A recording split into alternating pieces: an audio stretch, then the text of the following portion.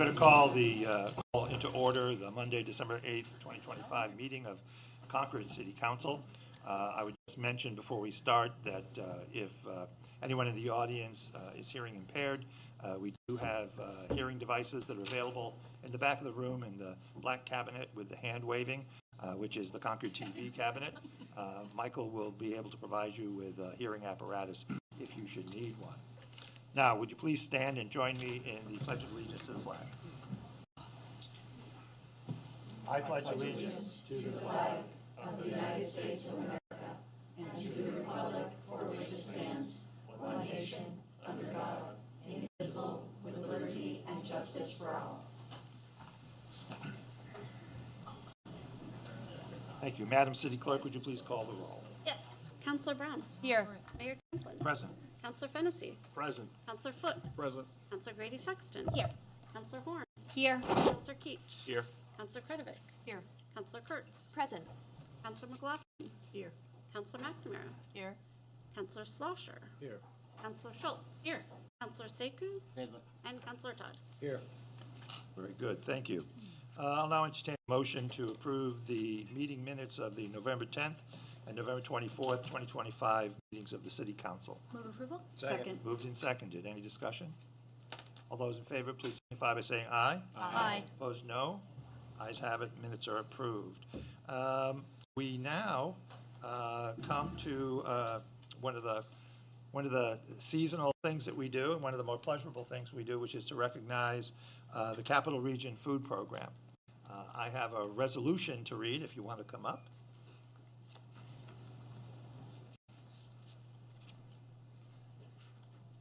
Welcome. I know who you are, but please introduce yourselves. Good evening, everyone. My name is Elena Aloyas. I'm currently the Vice Chair of the Board of Trustees for the Capital Region Food Program.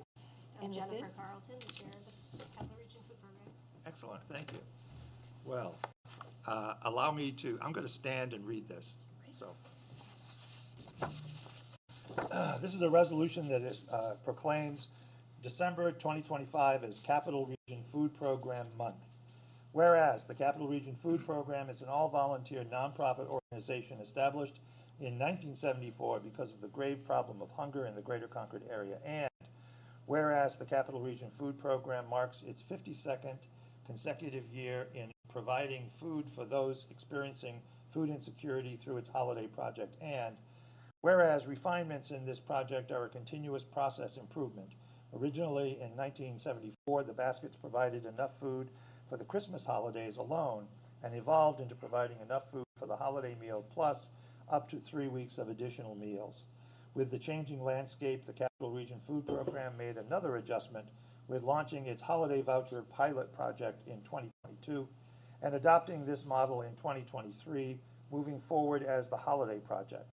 Recipients are able to select the food items most appropriate for their family, being mindful of their needs, including but not limited to food sensitivities, gluten-free, low sodium, low fat, vegetarian, vegan, and other dietary restrictions. And whereas the program has expanded operations to include year-round distribution to area food pantries and soup kitchens supporting their great work, which is accomplished by purchasing and distributing at no cost to the participating agencies enough food to provide over 5,900 meals per month. And whereas COVID-19 caused the CRFP to re-engineer its holiday food basket project and its evolution into the holiday project model, the Capital Region Food Program has continuously adhered to and aligned with its values, which include collaboration, cooperation, responsibility, mindfulness, safety, and community consideration.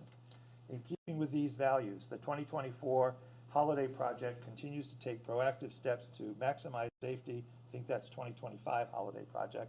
Continues to take proactive steps to maximize safety and helping those in need while still accomplishing its mission of assisting individuals and families in need.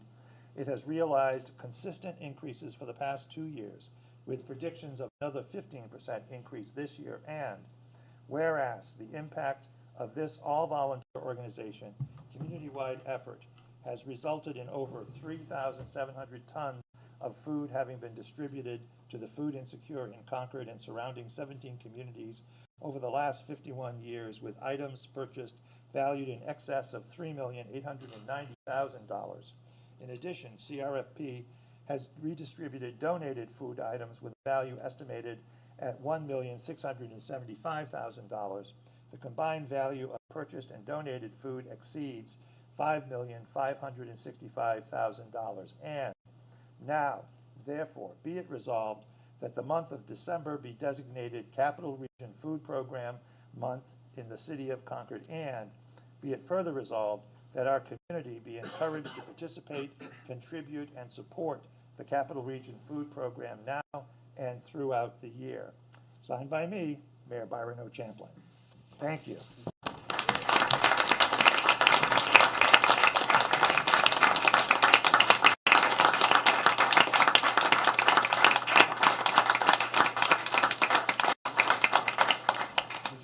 Would you like to say a few words?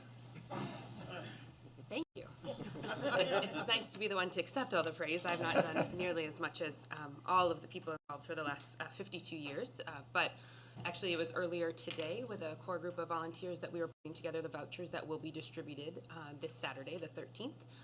We saw about a 20+% increase in applications this year. We opened applications for a holiday project at the end of October, so it was during the government shutdown. And we anticipated that we'd see an increase regardless, but obviously didn't know what was going to be happening with a lot of the changes in the federal aid programs and whatnot. So we have had a lot more of support need and being relied on. And those vouchers that will be distributed will be around 2,500 vouchers, which would be about 6,000 members of Concord and the surrounding 17 communities that we'll be supporting. They're going to be able to use those vouchers through January 31st of next year. We found over the last couple years with all of the data that we've been collecting, because we're a little bit of data nerds when we look at this information, is that about half of the vouchers are used between the day they receive them and the 25th of December. About 10% are used between the 25th of December and the 1st of January, and the remaining 40% is after January 1st. So we found that there has been a bit of a shift for us, that a number of individuals do have support right around that December holiday time, but need more of it in January. And that also aligns with the end of that voucher use and the start of the new year of our year-round distribution project, because we have been able to adjust our approach throughout the year since our start in '74 through now to be a year-round backbone of hunger support. So that helps us to kick off the new year and ending those vouchers, and then being able to help provide food to our partner agencies to continue their good work as well. Great. Thank you. Any questions from the City Council? Councilor Brown. Yes, if folks would like to donate, what is the best way to donate to your organization? The best way would be to go onto our website, which is www.capitalregionfoodprogram.org, and we have a big banner right there talking about the holiday project with an easy donate button. Thank you. Thank Great. you. All right. Thank you. Please come up and accept your resolution. I have a small flat present for you.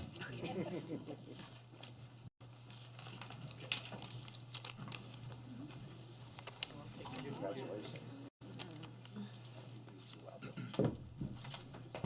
Oh,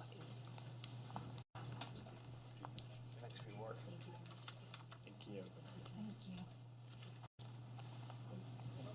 oh, here we are. Thank you. Thank you. Thank you so much. Appreciate it. Thank you very much. Good to see you. Thank you very much. Thank you, John.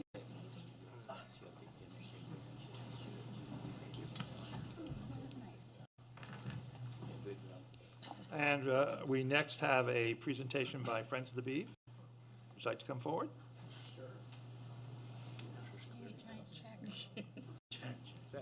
Wow. So, Jim Silly, I'm the chairman of the Friends of the Beef.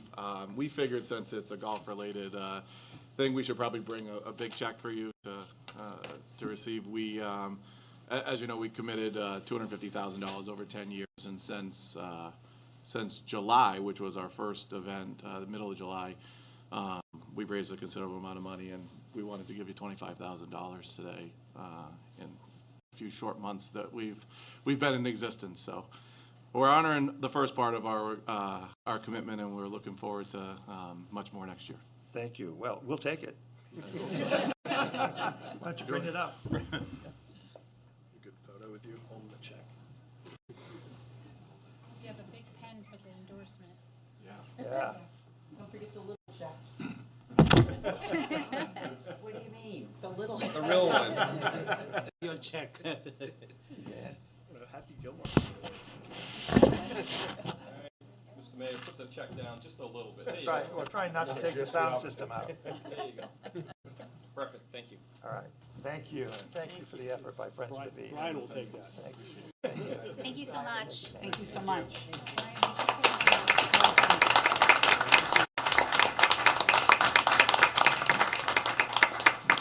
That brings us to the consent calendar.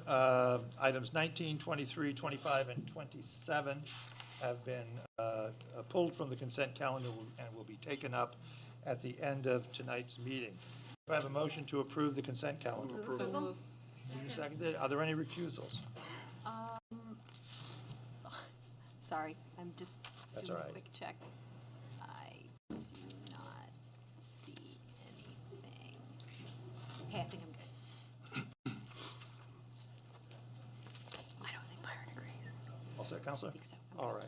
All right. All those in favor, please signify by saying aye. Aye. Opposed, no. Ayes have it. The consent calendar is adopted. This takes us to the public hearing phase of our meeting. Madam City Clerk, item 34A. It's an ordinance amending the Code of Ordinances, Title II, Traffic Code, Chapter 18, Parking, Article 18-1, Stopping, Standing, and Parking, parking time limited in designated places to modify parking time limits on Village Street north of Canal Street. Mr. City Manager. Your Honor, members of the council, this item was discussed by the Parking Committee at the request of Briar Hydro at the October meeting, at their October meeting. The 2-hour time limit parking along the stretch of Village Street has been in place for a number of years.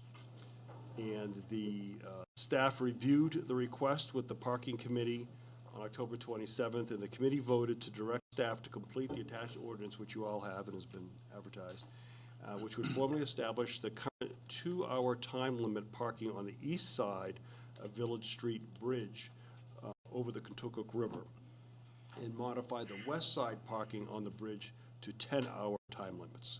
Glad to answer any questions. Thank you. Any questions for the City Manager? All right, seeing none, I'll open the public hearing. Is there anyone in the audience who would like to testify on item 34A? Seeing none, I'll close the public hearing. Madam City Clerk, item 34B.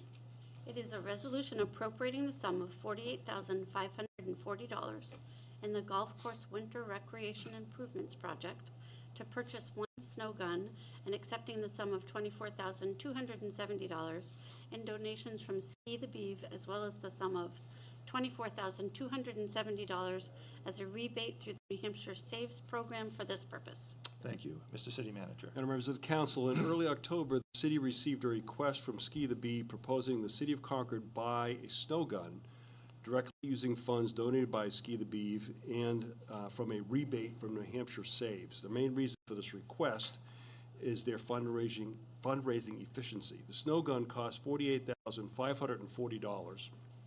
The snow gun is eligible for a significant 50% rebate from New Hampshire Saves, which is valued at $24,270. For Ski the Beeve to purchase the unit, they would need to raise all the money to buy the unit and then apply for the rebate. Ski the Beeve would then need to return $24,270 to the donors after this rebate is received. If the city bought the snow gun, ultimately there would be no cost to the city. Ski the Beeve would donate half the cost, and New Hampshire Saves would pay the other half. This would allow Ski the Beeve to continue their fundraising while maximizing the efficiency of their donations. At the October 16, 2025 meeting, the Recreation and Parks Advisory Committee reviewed the Ski the Beeve, the request to have the city purchase the snow gun, and unanimously agreed to have the funding request and formally recommend City Council review and approve this request. This report and funding resolution are to authorize the city to purchase the snow gun for $48,540, accept the $24,270 donation to help fund the purchase, and apply for a rebate for $24,270 to cover the full cost of the purchase. And I saw Sam here earlier, so he's probably going to testify. He's out in the hallway. I'll leave it at that for now. All right. Any questions for the city manager? Councilor Brown? Yes, I noticed in the report, it talks about connecting to a fire hydrant in the parking lot. Who does that? Which, is this something that firefighters, who is able to do that? We would work with, David, and you've done that in the past, David Gilda, Parks and Recreation. He can access. Follow-up? Follow-up? How much water are we using how much water was used for this demo? I'll have This is Mr. city Gill water. complete. Sure.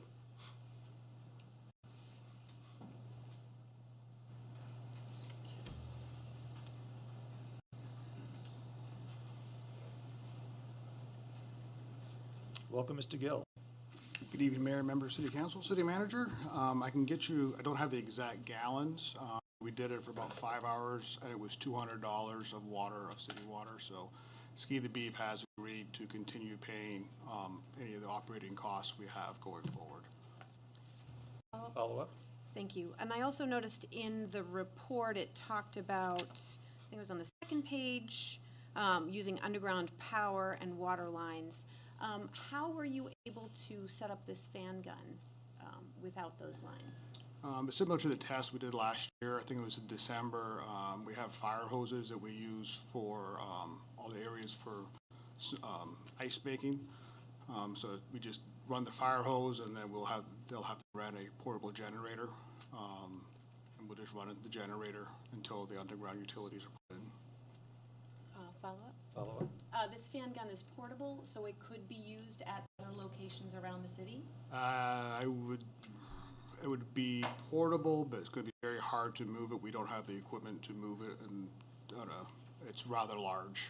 But its definition is portable, but it's not like you just put it behind a truck and tow it around. Follow-up? Yes. So I noticed in the Lights of Keach Park, there was extensive discussion about rates, who would pay, how would we do this? Has that been explored with this project?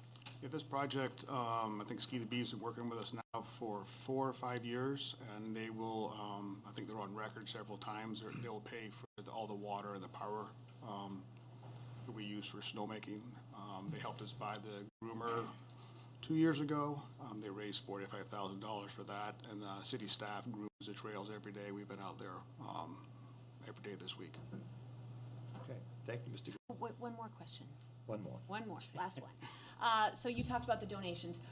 When you receive those donations, where did they go? This one goes to the CIP account to purchase the equipment. Where is that? I think it's CIP 515. That's Winter Outdoor. 515. Is this like It's a capital improvement program. is this reflected in the MS9 report or MS10? Where is that reflected, like the donations that were collected? Is that reflected? Because I noticed that the snow groomer 5,000 came out from the recreation reserve, so I wasn't sure if the donations were going into the recreation reserve. Good evening, Mayor, members of the City Council. Evening, Mr. LeBrun. This is the same as we do with all of the projects. When the City Council approves a project, it gets into the capital program. Part of it is the expenditure side, part of it's the revenue side. On the revenue side, there'll be 2 revenue donation pieces for this. One of them is going to be a donation from Ski the Beef. The other one's going to be a donation from Unitil, which is basically a reimbursement for the project. So both of those will go into that revenue side of the account, which offsets the expense and expense side of the account. So if you think about the regular financial statements we have a revenue portion on the operating budget, we have an expense portion. The revenues go into revenue, the expenses come out of expenses. It's the same thing with the capital projects, with this project and every other project that we do. I was just wondering how it's reflected, donations, so we could, the Ski the Beef folks could say, see, look, there's, 50,000 that we donated. That's reflected in city accounts. You're seeing it in the resolution here. Just in the So resolution. when you have the resolution, the City Council approves that. That's the place where you see it. When we actually get the check, and I responded to that in the email that I sent you earlier today, when we actually get the check, there's no additional reporting other than, whatever comes through the ACFR at the end of the year. So we don't give you another report on that says, here, now you can see a picture of the check. Okay. We don't do that. But it's in the ACFR. Okay, thank you. It's buried in there, yes. Thank you, Mr. LeBrun. Thank you, Mr. Gill. Thank you much. I'll now open the public hearing. Is there anyone who would like to testify on item 34B? Welcome. Hi, folks. Sam Evans-Brown. I'm chair of Ski the Beeve. We have been fundraising to offset these costs since the project was first included in the capital improvement plan last spring, and currently are in a position where if the city were to vote to accept the proposal that we have in front of you, we could bring a similarly large oversized check to you tomorrow. Didn't bring one tonight. I won't be here tomorrow. I feel upstaged. Wishful thinking. And, just want to say city staff has been really great in working with us on this. Obviously, construction projects are complicated, and so it is a bummer to hear that the parking lot is not ready to be done this winter. But we're gonna make do with what we can and try to make snow regardless. And the snow gun, I received a text message from HKD, the manufacturer, with a picture of it all wrapped in cellophane. They said, "You've got a present to unwrap." So we're very excited, and we have the funding in place. Very happy to see the partnership with Unitil progressing. So happy to take any questions. But yeah, just very excited at where we are. Any questions right now. for Mr. Evans-Brown? Councilor Kretovic. Thank you. How are the conditions right now that we have actual snow? Well, it's funny. I tore my ACL, and so I'm not allowed to ski. I'm 2 months off of surgery, so if my surgeon is watching, I do not know. I've seen pictures from the high school kids. High school kids are currently on captain's practices. They get to start skiing on Monday. They've been out at Beaver Meadow already. Their first day at captain's practices, they were out skiing. It's funny, they had a shot that was just sort of up into the sky, but I could tell from the trees it was Beaver Meadow. So I presume it's good enough to get out. From what I've seen on the Facebook page where Dennis has been grooming, it looks scratchy, thin, but good early season for December 8th in New Hampshire. Not bad. Councilor Brown. Yes, so you did mention the parking lot's not done or, isn't on the docket. So let's say you get that gift, then what? Yeah, so we would be able to make snow the same way we did at the demo last year. We would rent a generator for the month of January. It's about $2,500 to do that. We would pay that cost, and then we could do hoses from the hydrant to the side of the gun, which is a massive pain in the butt. I think it was 8 lengths of hose last year, and essentially what happens is it's you want to make snow when it's really cold. Today would be a perfect day to be making snow. And you need to drain those hoses as soon as you turn the gun off. And so it's single digits and you're rolling up wet hoses. So you want to minimize that as much as possible. But for, making it work, gluing it together for the first year, we'd be willing to make that happen. Follow up? Yes. So is Ski the Beeve committing to doing all of that work? So it's not going to be staff. So we've talked about creating an MOU with the city, but that's not finalized. We have talked about would it be possible to do some of this with volunteer labor. I'm not a union guy, so I don't understand union rules, but my understanding is that there are rules that suggest that volunteers cannot do the work that staff would do as part of the union agreement, but that's all above my pay grade. So there's nothing on the books so far. I will say that in the place, there's several models of this working similarly in other jurisdictions. Waterville, Maine has the Quarry Road Trails up in the town that Colby College is in. You can imagine where the money came from to do that project. All of that snowmaking is done by volunteers. Down at the Weston Ski Track, it's paid labor that does it, but that's operated by the state. So there's different models, there's different ways of doing it, and I think we're open to exploring all options. Any other questions for Mr. Evans-Brown? All right. Thank you, Mr. Evans-Brown. Thank you, Sam. Would anyone else like to testify? Mr. Schweiker.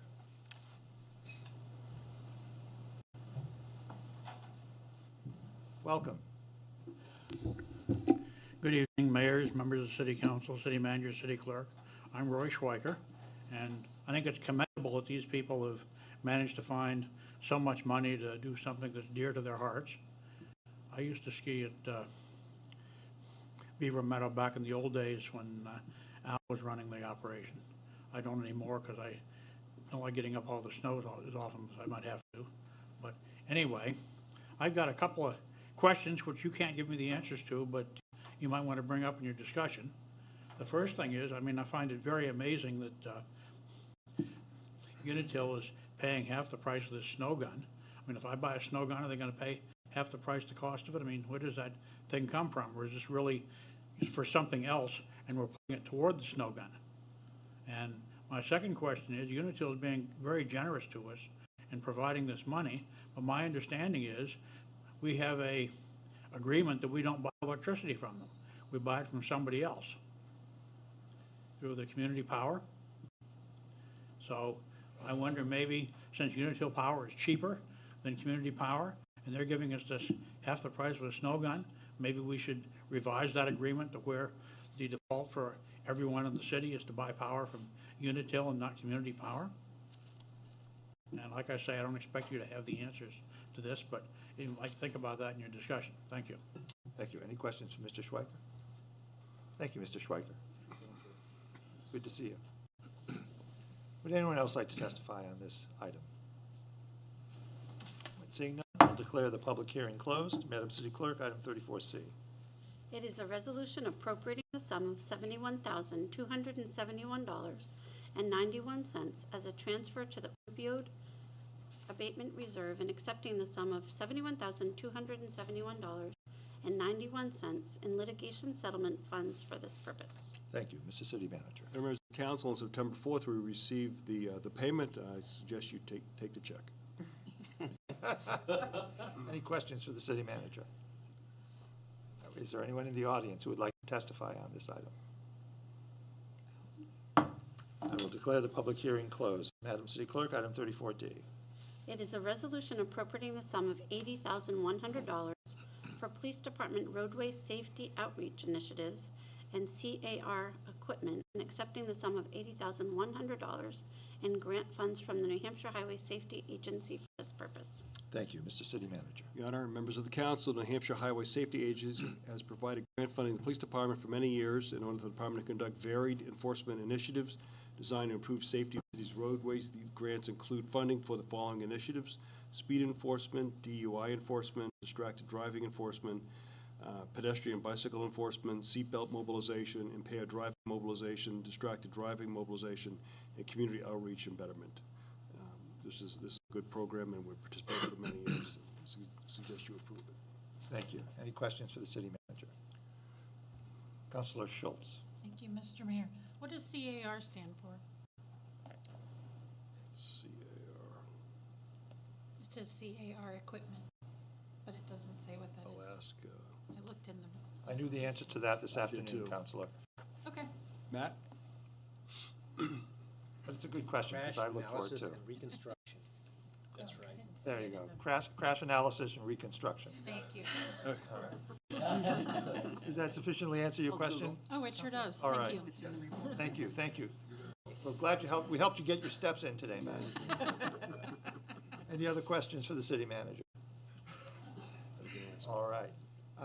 Is there anyone in the audience who would like to testify on this item? Seeing none, I'll close the public hearing. Madam City Clerk, item 34E. It is a resolution appropriating the sum of $80,000 designated for conducting illegal drug-related investigations and accepting the sum of $80,000 in grant funding from the New Hampshire Department of Safety Law Enforcement Substance Abuse Reduction Initiative for this purpose. Thank you. Mr. City Manager. Your Honor, members of the council, the Concord Police Department applied for this grant and has been awarded $80,000 in unmatched grant funds through this initiative. The grant provides law enforcement agencies funding for overtime costs associated with identifying, investigating, and apprehending individuals and/or organizations that are involved in the opioid fentanyl-related drug use and trafficking. The department intends to utilize this grant funding to augment its current efforts in combating illegal drug usage in the city and surrounding communities. It is recommended that the Concord City Council accept and appropriate these funds. Thank you. Any questions for the City Manager? Is there anyone who would like to testify on this? Seeing none, I'll close the public hearing. Madam City Clerk. Oops, sorry. Item 34F. It is a resolution appropriating the sum of $370,000 in the general fund as a transfer out to capital for the acquisition of approximately 153.09 acres of real estate from 2 Granite Place LLC, authorizing the use of $370,000 from general fund unassigned fund balance for this purpose, appropriating the sum of $370,000 in the property acquisition project, and accepting the sum of $370,000 as a transfer in from the general fund for this purpose. Thank you. Mr. City Manager. Members of the council, there's a lot going on here, so I'll try to be concise, even though it won't seem that way by the time I'm done. We appreciate it. So the former Lincoln Financial Jefferson Pilot Campus is located, as you know, at Rumford and Pennacook Street. The complex is currently comprised of 4 separate lots totaling approximately 180 acres. 3 of the parcels, totaling 175 acres, are currently controlled by 2 Granite Place LLC, a limited liability corporation company controlled by Stephen Dupree. The 4th lot was sold by 2 Granite Place to the state of New Hampshire. City Council approved Resolution 9705, which authorized me to accept the donation of 27.92 acre lot for the purpose of promoting future economic development and tax-based expansion. The donation was scheduled to be completed at the end of 2024. It was delayed due to issues associated with the conveyance of the 6.41 acre parcel to the state of New Hampshire. So to give you an update, over the past 12 months, Mr. Dupree's vision for this property has evolved. Therefore, the scope, terms, and conditions of the proposed real estate conveyance to the city have changed. In October 2025, Mr. Dupree filed permitting applications with the Community Development Department to re-subdivide the remaining 175 acres of the campus in order to achieve the following: to create 2 residential building lots of 10.51 and 0.62 acres respectively. These lots will be accessed from Pennacook Street and Little Pond Road. And if people are following at home, these maps are all on the city's webpage associated with this item. A new 11.61 acre lot containing the north office building, which will be sold to the state of New Hampshire and merged with 6.41 acres for the state, which the state purchased in 2024, and a new 153.09 acre lot, which Mr. Dupree intends to convey to the city, of which approximately 134.89 acres will be subject to a conservation easement or similar deed restriction, and approximately 18.2 acres will be available for future economic development and tax-based expansion. The key terms and conditions of this proposal: the sale price of the 153.09 acre lot will be $335,500. The price reflects the sale includes a partial donation of real estate by Mr. Dupree. Mr. Dupree reports that the appraised value of the development rights of this parcel are approximately $2.77 million. The closing date will be December 31, 2025. The property taxes and the current use penalties. The seller shall pay all the property taxes owed through March 31, 2026, and the current use charge penalties, if any, in the proposed transaction. The conservation easement or similar deed restriction shall be placed on 134.89 acres of the 153.09 acre property. This area of the property consists of wetlands, steep slopes, forest, as well as a network of hiking trails. Mr. Dupree will retain the naming rights of the 134.89 acre portion of the property, which will be placed under the conservation easement or similar deed restriction, which will be subject to the city consent, which shall not be unreasonably withheld. The remaining 18.2 acres of the 153.09 acre tract shall be reserved for future taxable real estate development. The city shall use its best efforts to secure a buyer for the 18.2 acre development area within 5 years of the date of acquisition. Easements will include, but not be limited to, rights of access, utilize existing driveways and utilities on the state's property to support the future development of the city's 18.2 acre development parcel.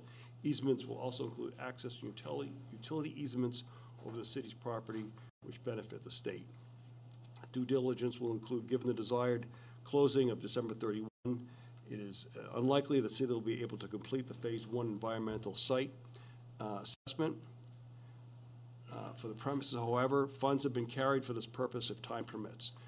More than likely scenario is that to the extent available, the city plans to rely on the previous environmental assessment prepared for the property by 2 Granite Place LLC. The total budget for this transaction is $370,000, and you can see that total with all the title and due diligence costs in your report. Be glad to answer any questions. Thank you, Mr. City Manager. Any questions for the city manager? Councilor Brown. Yes, I'm just looking at the annual comprehensive financial report, the section that talks about long-term debt authorizations that have not been issued or rescinded. And there is a section or balanced land acquisitions for $2.5 million. Okay. So is that land that we agreed to pay for and just haven't? And this would add to that amount? Could I tell a little story? Okay, so the story goes, many years ago, when there was much development going on in the city, residential development going on in the city, the city council decided to float a $5 million bond. It actually didn't float the bond. It authorized the floating of that bond. And when Conservation Commission brought projects forward to the city council would approve those acquisitions of those properties. So give you examples, things like West Portman Street LLC property up by exit 16, Gold Star Farm. The city acquired Diamond Hill Farm. There's many, many pieces of property throughout the city over the last decade plus that we've done. And what you've done as you've acquired those properties, you've reduced that $5 million down slowly as over time. What's left of that, it authorized but not, you haven't borrowed any of it because you're waiting for any type of project to come forward, is about $2 to $2.5 million worth of dollars. So it would completely be up to the city council. I would think you'd want to work with the Conservation Commission to determine whether or not you would want any of this to come out of that allotment. But don't think of that allotment as a cachet of money that you have. It's just a vote that you took at one time saying, we would like to commit to the community that we will continue to buy conservation property as it is appropriate, and that it would come out of that allocation, so to speak. So it's up to you whether or not you want to take it from that checklist, or you would want to just do it without that. But that is, that's not, I'm sorry, yes, follow. That's not money that's available. That's just saying we intend to bond up to this amount. Right, so you would, if you decided to do this and you wanted to bond it, you would go and bond an additional amount for that. And then you'd have to decide whether or not you want that to come off that allocation. It's just a way to keep score, so to speak. Okay. I have another, not quite, Another it's question? another question, yes. Does anyone else have a question? Okay, go ahead, Councilor. Oh, I'm sorry, Ali. where? I missed Ali. Ali. Oh, Ali, go ahead. Thank you. For 27.7 acres, I know it's future development. Did he really share anything that he's looking for economic development? Does he looking like housing, or is he looking for anything the city want to do, or it's only commercial use? What that description of future economic Tax-based expansion, but one of the options he took, basically because that area of the neighborhood was housing, but it could be because you have office buildings there. It could also be a mixed use, or it could be office of some sort. But it's really, once the city gets control of it, it's up to you what you do with it. Thank you. Councilor Brown.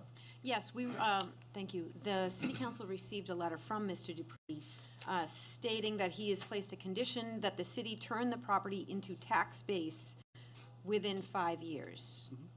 So that's a condition for us accepting that we would have to do that within 5 years.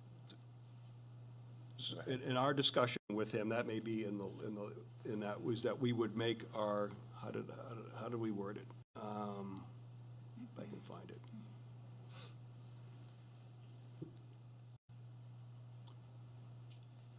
We would make our best attempt. I'll find the exact wording here. Give me one second here.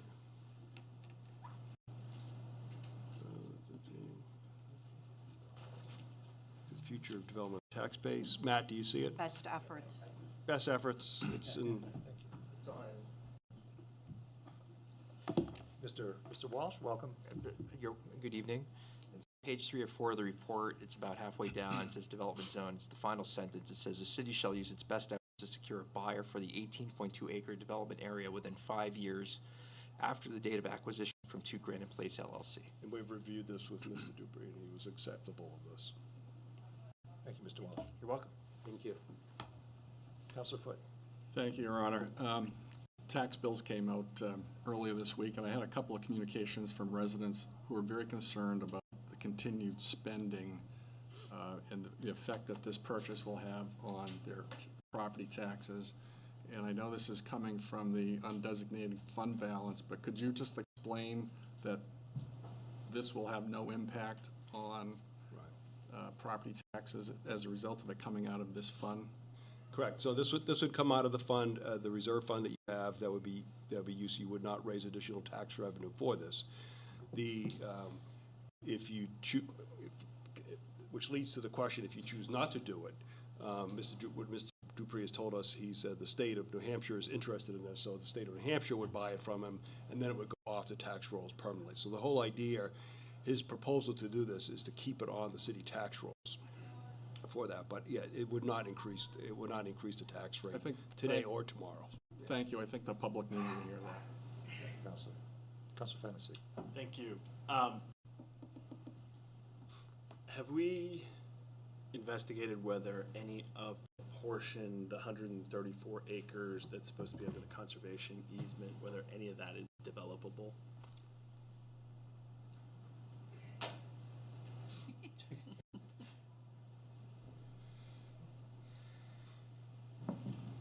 Welcome back, Mr. Walsh. Evening. So there are 2 acres. There's 2 parcels that the seller is taking out of that area. There's a 10.5 acre parcel and a smaller 0.62 acre parcel. The rest of it is very steep or wet. There might be, if the 10 acre lot was configured differently, there might have been a way to get a little more development out of that. If somebody wanted to go back a little further, there's a bit of a ridge that somebody probably could have done something with, but given the way that this property was subdivided, which the subdivision was approved by the planning board on November 19th, conditionally approved, there's not much development. There's not much there, but that's either steep or wet. Yeah. Let's follow up. I see, it looks like there'd be 2 potential entry points off of Little Pond Road. If I'm looking at this map correctly. Is there expectation that we would create some sort of access point off of Little Pond Road, or is that not feasible? It's something we could explore. You know, there is a network of trails out there. I do not exactly have a map of that at this time, but I think at some point the city, working with the Conservation Commission, the Trail Committee, could look at how we might want to foster the trail system through there and provide public access to it.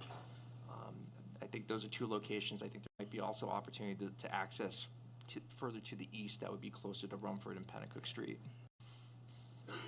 Thank you. Thank you. Any other questions for the city manager or for Mr. Walsh? All right. Thank you, Mr. Walsh. You're welcome. Please come forward.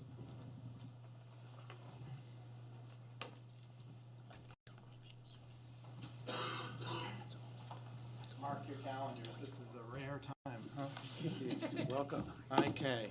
For those of you who don't know me, my name is Tony Chanella. I'm a Concord native, and I've been a resident of the city for a very, very long time.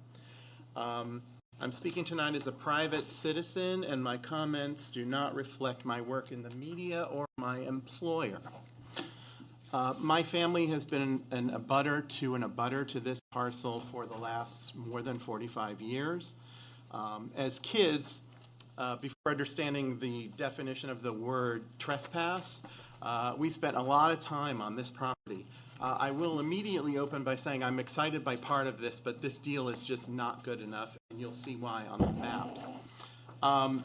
As a capitalist, I understand why you're under the gun to deal with this right now, and there's nothing wrong with that, but I hope after hearing some of my comments, you'll table this or amend it directly tonight. Specifically, I'm asking you to do the following things.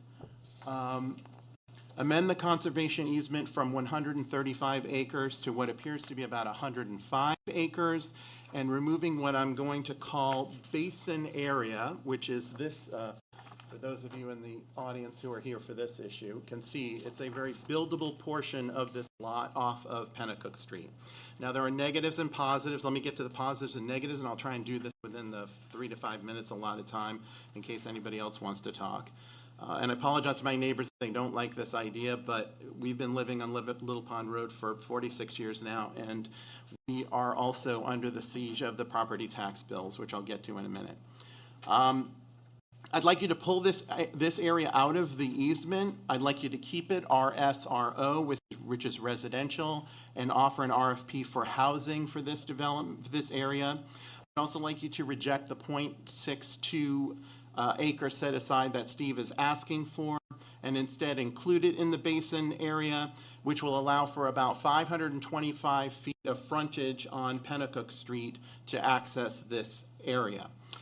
Quick show of hands to the councilors. I know I do this during forums, so bear with me though, but how many people know this property or have been at it, other than Stacy? Thank you, I appreciate it. So you'll know that some of the things, if you've explored it, are true and accurate in what I'm going to tell you, and I may be enlightening everybody else who is not familiar with the parcel. In city and press reports, there's been talk about steep slopes, wetlands, and the parcel being largely rocky and steep, and that's partially accurate, but it's false when considering this basin area here. With the right investment and development in this area, and potentially in coordination with the 18 acres on the southeast, you might be able to make really dynamic project here and also utilize maximum tax base expansion, which Tom just said. I'll repeat those words again. Tax base expansion. Remember those words? How many of you were in competitive races weeks ago? And I must have heard the words tax base expansion, and including the new people who are in the audience today who are going to be up here dozens of times. You've heard from voters who are frankly freaked out, and rightfully so, by a almost $250 million list of capital projects that they're never going to be able to pay for on top of what they pay now. Stephen even wrote this online during the campaign and said, and I forget, I wish he was, is he here, by the way? No, he's not. Okay, all right. Maybe one of the, Brian can answer the question, but there was a comment he made saying, hey, all of you people complaining about taxes, paraphrasing, we need X million a year in new growth in order to have a zero tax increase. I think it was 100 million or some amount of money. I don't remember exactly. I should have saved it, but it was a great point.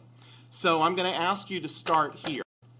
Okay, the printouts in front of you are potentially scenarios with primitive lo-fi designs by me. They're terrible. I'm terrible at PowerPoint, but I'll get the point across. There are 4 examples of potential property development that could be used for this site. Each one of the maps shows like size to the property. So in other words, when you look at, and again, I apologize to any of my neighbors who don't want this done, but if you look at this page here, 2 Isabella apartment buildings. Isabella is a gorgeous building with 48 units. Yes, it was a little funky on the financials, but if you've seen the inside of them, they're beautiful. It's a $11 million assessment on the building, and it's on a 1 acre lot. The 1 acre lot right here is 2 city parcels that the city owns right now. That was part of the Langley Parkway expansion.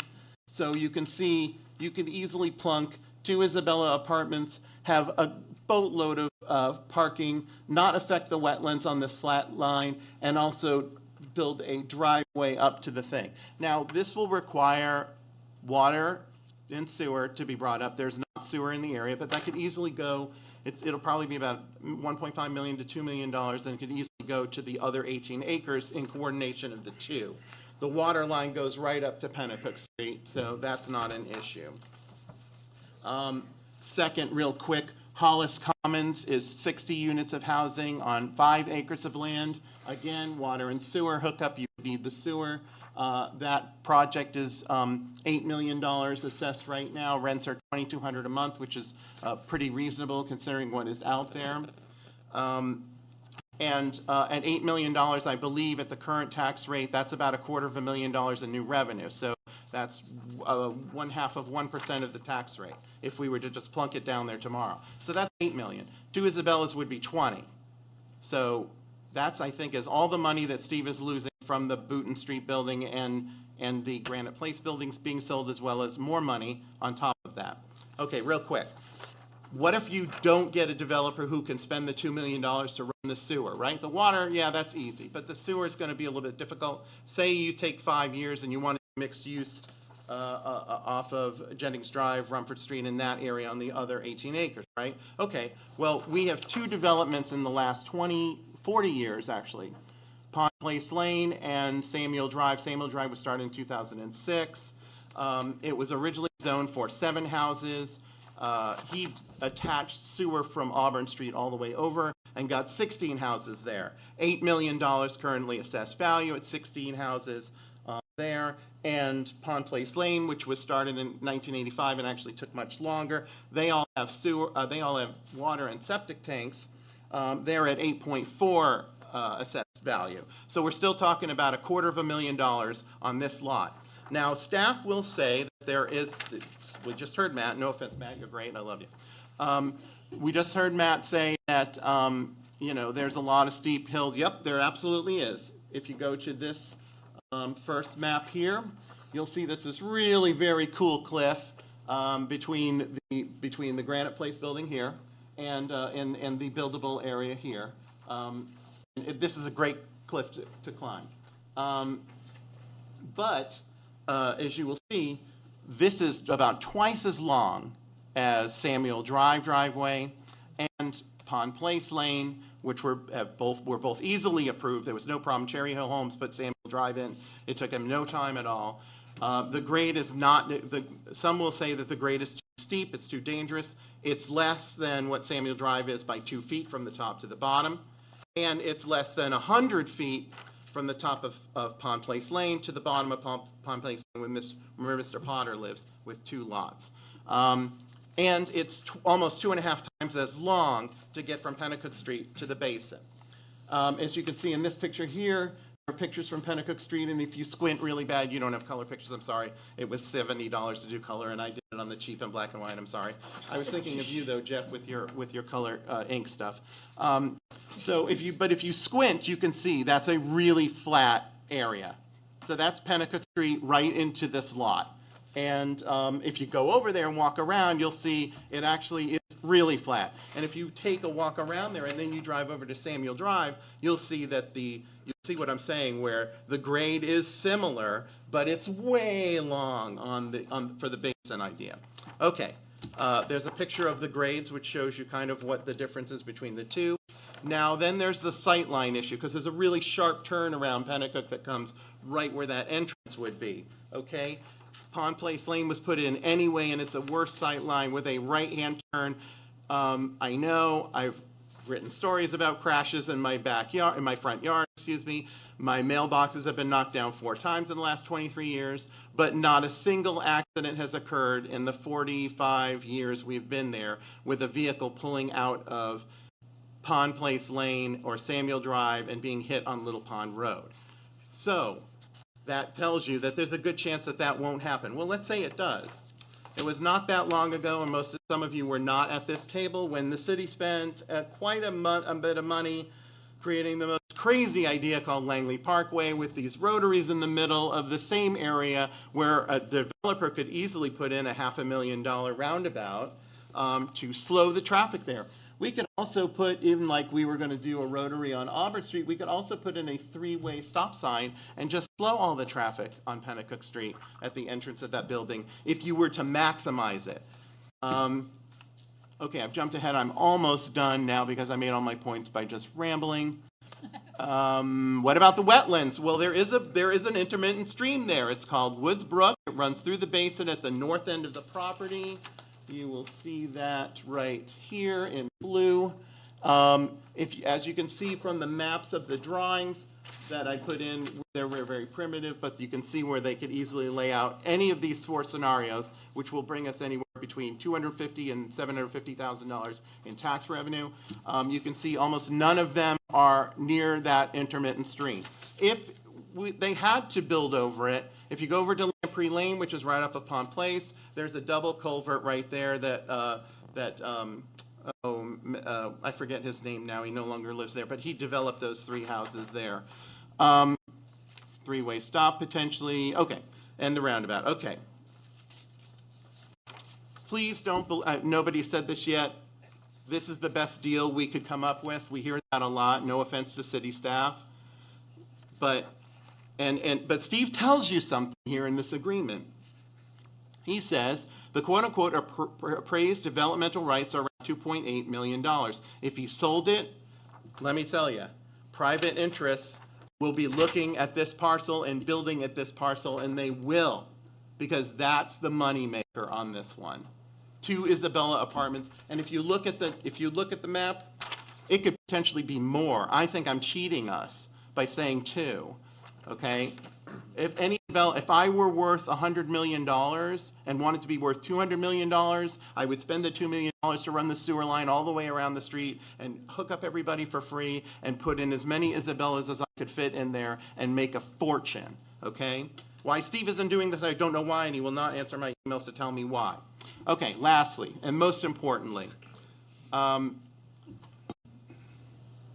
this is the most important thing. The difference is who controls it, as Tom already said.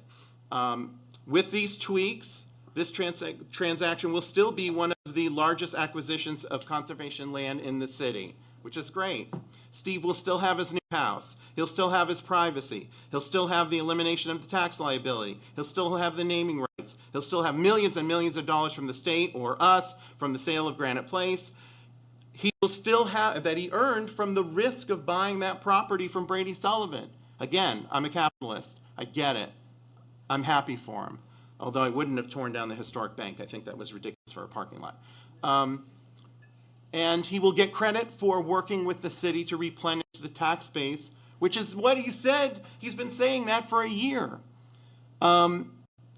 Because he's selling to Granite State, he's selling Granite Place, and he's also selling the Boonton Street property for the police station.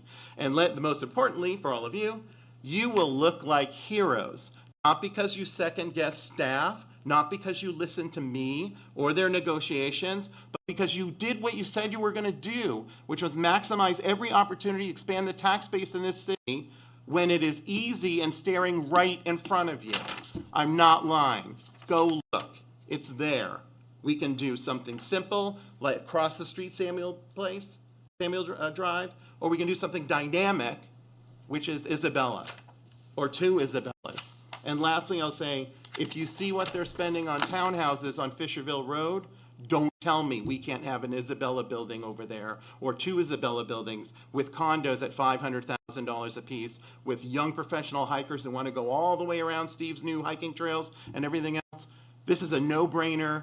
It's a lot of money. It's tens of millions of dollars. You've got to vote against this. Go back, tweak it, and do this. It'll work. Thank you. Questions from Mr. Chanel? Thank you very much for your testimony and for reminding us what we said. But my question to you, you just asked us to reject 0.6. I didn't understand the why. Oh, sure. So if you go to this map here, so the 0.6 acres is right here that Steve wants to build. Ideally, because any neighbors are not going to want to see that there, and that is a sharp turn, not as nearly as the sharp turn outside of my house, but it is a sharp turn, and 525 feet is more than enough frontage to get egress, even if it's only a small development. So you say to Steve, hey, look, you got the 10 million acres, we're going to do this other thing here, and the city already owns. The city owns that lot, and that lot, 1.4, I think it is, for Langley Parkway. So you got that, and then you got this entrance. Steve wants this little parcel here, and ideally, if it were me, I would say, I know my neighbors, everybody's worried about traffic. They would want to have the widest frontage to get in and out of there as easily as possible. There's never been an accident on Pond Place Lane since 1985 of a car pulling out of Pond Place Lane to go on Little Pond Road, either west or east. There's been plenty of this driving off that turn, but no car has ever been hit that I've known of in that time of pulling out of that street. But you just want to be safe. If you can have 525 feet of frontage to the entrance of the lot, instead of having, say, 440, or I'm sorry, it would be 110 frontage, so it would be 420 instead of 410 instead of 525. I'm just confused because if we reject this 0.62, it's under his control. And if it's under his control, he can do whatever he wants to do with it, right? Right, so I'm asking you to amend it or to send them back to renegotiate it and say, hey, I know you want this 1.6. We're working out a deal. We're going to pay you for your tax liability and everything. So, but we really want to have a dynamic housing development there, and it would be better to have the frontage. So you either amend it and vote on it, and they'll go back and renegotiate, or they should go back and renegotiate and get a better deal. Okay, so the word reject shouldn't be there, then it's not rejecting. Yeah, I would reject it. I would ask you to say, we're not going to accept this part of the proposal, and then you would renegotiate that.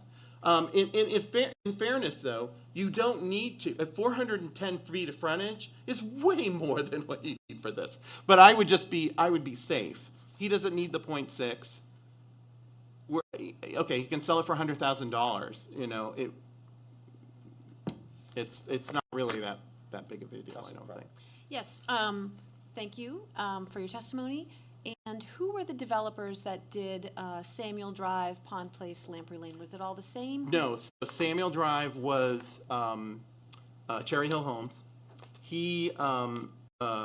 They started in the fourth quarter of 2006, which was right at the start of the housing crisis. People really don't know that. We think the recession was 2008, but actually it was way before that, and then you saw the residual effects start later. So he did it over a period of years. But those houses sold for between $400,000 and $550,000. Steve lives at the bottom of the hill, so I mean he knows that there isn't a grade issue. And again, I haven't spoken to him about it except to say you should really build housing here, and that's been the extent of our conversations. But so Cherry Hill Homes did that. The original developer for Pond Place Lane started in 1985. He ran into problems with money at the time, and then I believe it took him 12 years to finish all of them. I think it was 1997. Yeah, so it would have been 12 years by the time all of those were finished. And then the Star Granite people sold the parcel behind my house and to the developer of Lamprey Lane, who built those houses there. I forget Sue's last name. It's been so long, but they owned the parcel out there behind Star Granite and between Pond Place Lane. So I want to say Ernie Mayo. He was the developer for Lamprey Lane, and he developed the 4 houses on that corner there. Okay. And he did that instantly. He built the huge house on the top of the hill that is 28 acres. He built that house for himself, and then he basically paid for it with the other houses that he built. Okay, thank you. Any other questions? That's a second.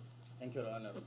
Could you please help me understand when you were talking about you propose building housing on that lot, and you heard me asking earlier the city manager the flexibility around this land that the city, we have flexibility to do whatever we feel it's a need for the city. Why housing? Why did you propose housing in that? Well, I mean, you can't really have office space, although you've got a few hundred feet away in the state building. I have to tell you, and I won't get into personal stuff, but I got a chance to take a look at the Isabella apartments, and I think they were too expensive for my budget, but they were beautiful. And as critical as I may have been privately about how that employment security building deal went down, I think it's a great asset for the city. Flat Company did a great job. They're beautiful units. If I could have afforded $3,000 a month, I would have moved in instantly. In fact, I said to my wife, and she was kicking me, I said, I want to live here. I'm 60. This is this is the proof. Can this be done? They keep talking about, we want these people in their 60s to move downtown and not have cars and not have yards. And she was like, you'll never be able to afford to go to O to get the drink because we're spending $3,000 a month. That being said, okay, legit, right? That's a legit conversation we had. She's going to kill me when I get home, but it's true. But that doesn't make it wrong. The building is beautiful. I truly believe that someone can come in and build $500,000 condos in a similar situation. Maybe they're a little bit bigger than the ones there. And they'll want to go outside and walk their dog on 100 acres. And I think people will pay money for that. They're paying $429,000 for a townhouse on Fisherville Road. You can't tell me there aren't going to be people in this city who are going to want to spend $500,000 or whatever the price is to build build condos there. And it would be at least $25 million in assessed value. At least, I think that one of the development, when Isabella was built, I think that was the final value was $40 million, excuse me, but the assessed value was 11 or whatever. I mean, that's the equivalent. We're talking about the value of $80 million worth of condos. We're not talking like 1,000, we're talking 80. I mean, it just seems ridiculously easy, and I don't understand why there seems to be pushback for it, because it's already been built in the neighborhood on Samuel Drive. There have already been grades, there have already been sightline issues. You had concepts for crazy roundabout dead ends on that street. There's plenty of ways that traffic calm, moving people in and out. And yeah, set aside 105 acres. Make Steve Dupree a hero for doing that. But let's get the maximum value, and it's right there. It's right there. It's a basin. It's 20 plus acres of flat land in the middle of this parcel that can be built. And you all promised you would expand the tax base. The staff can go back and cut a better deal for all of us, and I know they can. I have faith in them. You've alluded to a couple times that your neighbors or folks in the neighborhood might not like this for various reasons. Is your reason that you're so passionate just for the case of raising the tax base? Yeah, because I am close to being the back of the envelope math, and I know I'll say it again. I've said it before, and I don't care if people don't want to hear it. My family's been here 120 years, and I'm not going to be able to retire here. Now, I chose to be a journalist by craft. We don't make a lot of money. I'm going to hope for the best. My wife is younger than me. She will work a little bit longer, but that's not the point. If I'm feeling that, everyone else is. Everyone else is.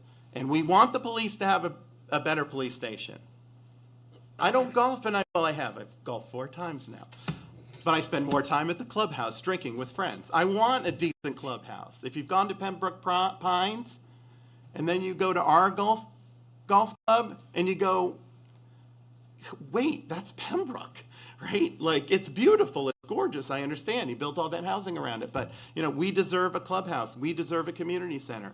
Let's do it. Expand tax base. And Steve wants to give it to you. Great, go back, renegotiate, take the 0.6 back, give him $50,000 more for it, take the land from him, and get somebody to do it. In fact, I would say, hey, Flatley, we have an RFP. It would be really great if you would come back and build 2 more Isabellas on this really cool lot and spend $2 million to run sewer and have all those guys work for $2 million to install sewer, have us all have sewer and water billing for 90 apartments or condos in that area, which is going long term. You have plans for water, that's what I do. I hope you will consider that. Thank you. Thank you. Before you go. Yes, sir. So do you believe that it is worth the risk of losing the 18 developable acres in the front by going back and trying to renegotiate this and draft a new deal before December 31st? So I've known Steve Dupree for over a quarter of a century. And even before that, I didn't know him before that when he was building stuff around here in the 1980s. He is not stupid. He cares about the community. Look at the fight we went through in this community over saving that house, and now we have rooftop social. Oh my goodness, we deserved that years ago. I truly believe when he says, I'm trying to do the best thing for the community to come up with ways to expand the tax base. I believe that. I don't think that that's just a shtick or something. So that's a yes. Yeah, a roundabout way. Yeah. Is it worth the risk? Well, here's the other part. He already told you it's worth $2.8 million to somebody to sell it to a private interest, right? Okay, so he's going to give up $2.8 million to sell it to private interests, and he's not going to do that to benefit the city with properties that could be worth anywhere between $8 and $22 million and replenish all the money. That's going to almost replenish all the money. Tom, is that almost going to replenish all the money? Put you on the spot. If it's to Isabella's, it's $22 million in assessed value? About half. So Steve's going to be a hero by letting us do what we think is best for the maximum amount of opportunity with the property. He's going to replenish half the money, and he wants to. He wants to. He feels terrible about it, I'm sure, that he's made a good deal on these properties and wants to come up with ways to replenish that tax base. This is one other way that's not being considered that will. And if you don't believe me, you can go trots in the snow. I'm not lying to you. The maps don't lie. All right, It's thank you. legit. Thank you. Thank you. Thank you very much. Thank you, Tony. Thank you. Is there anyone else who'd like to testify? Mr. Schreiber.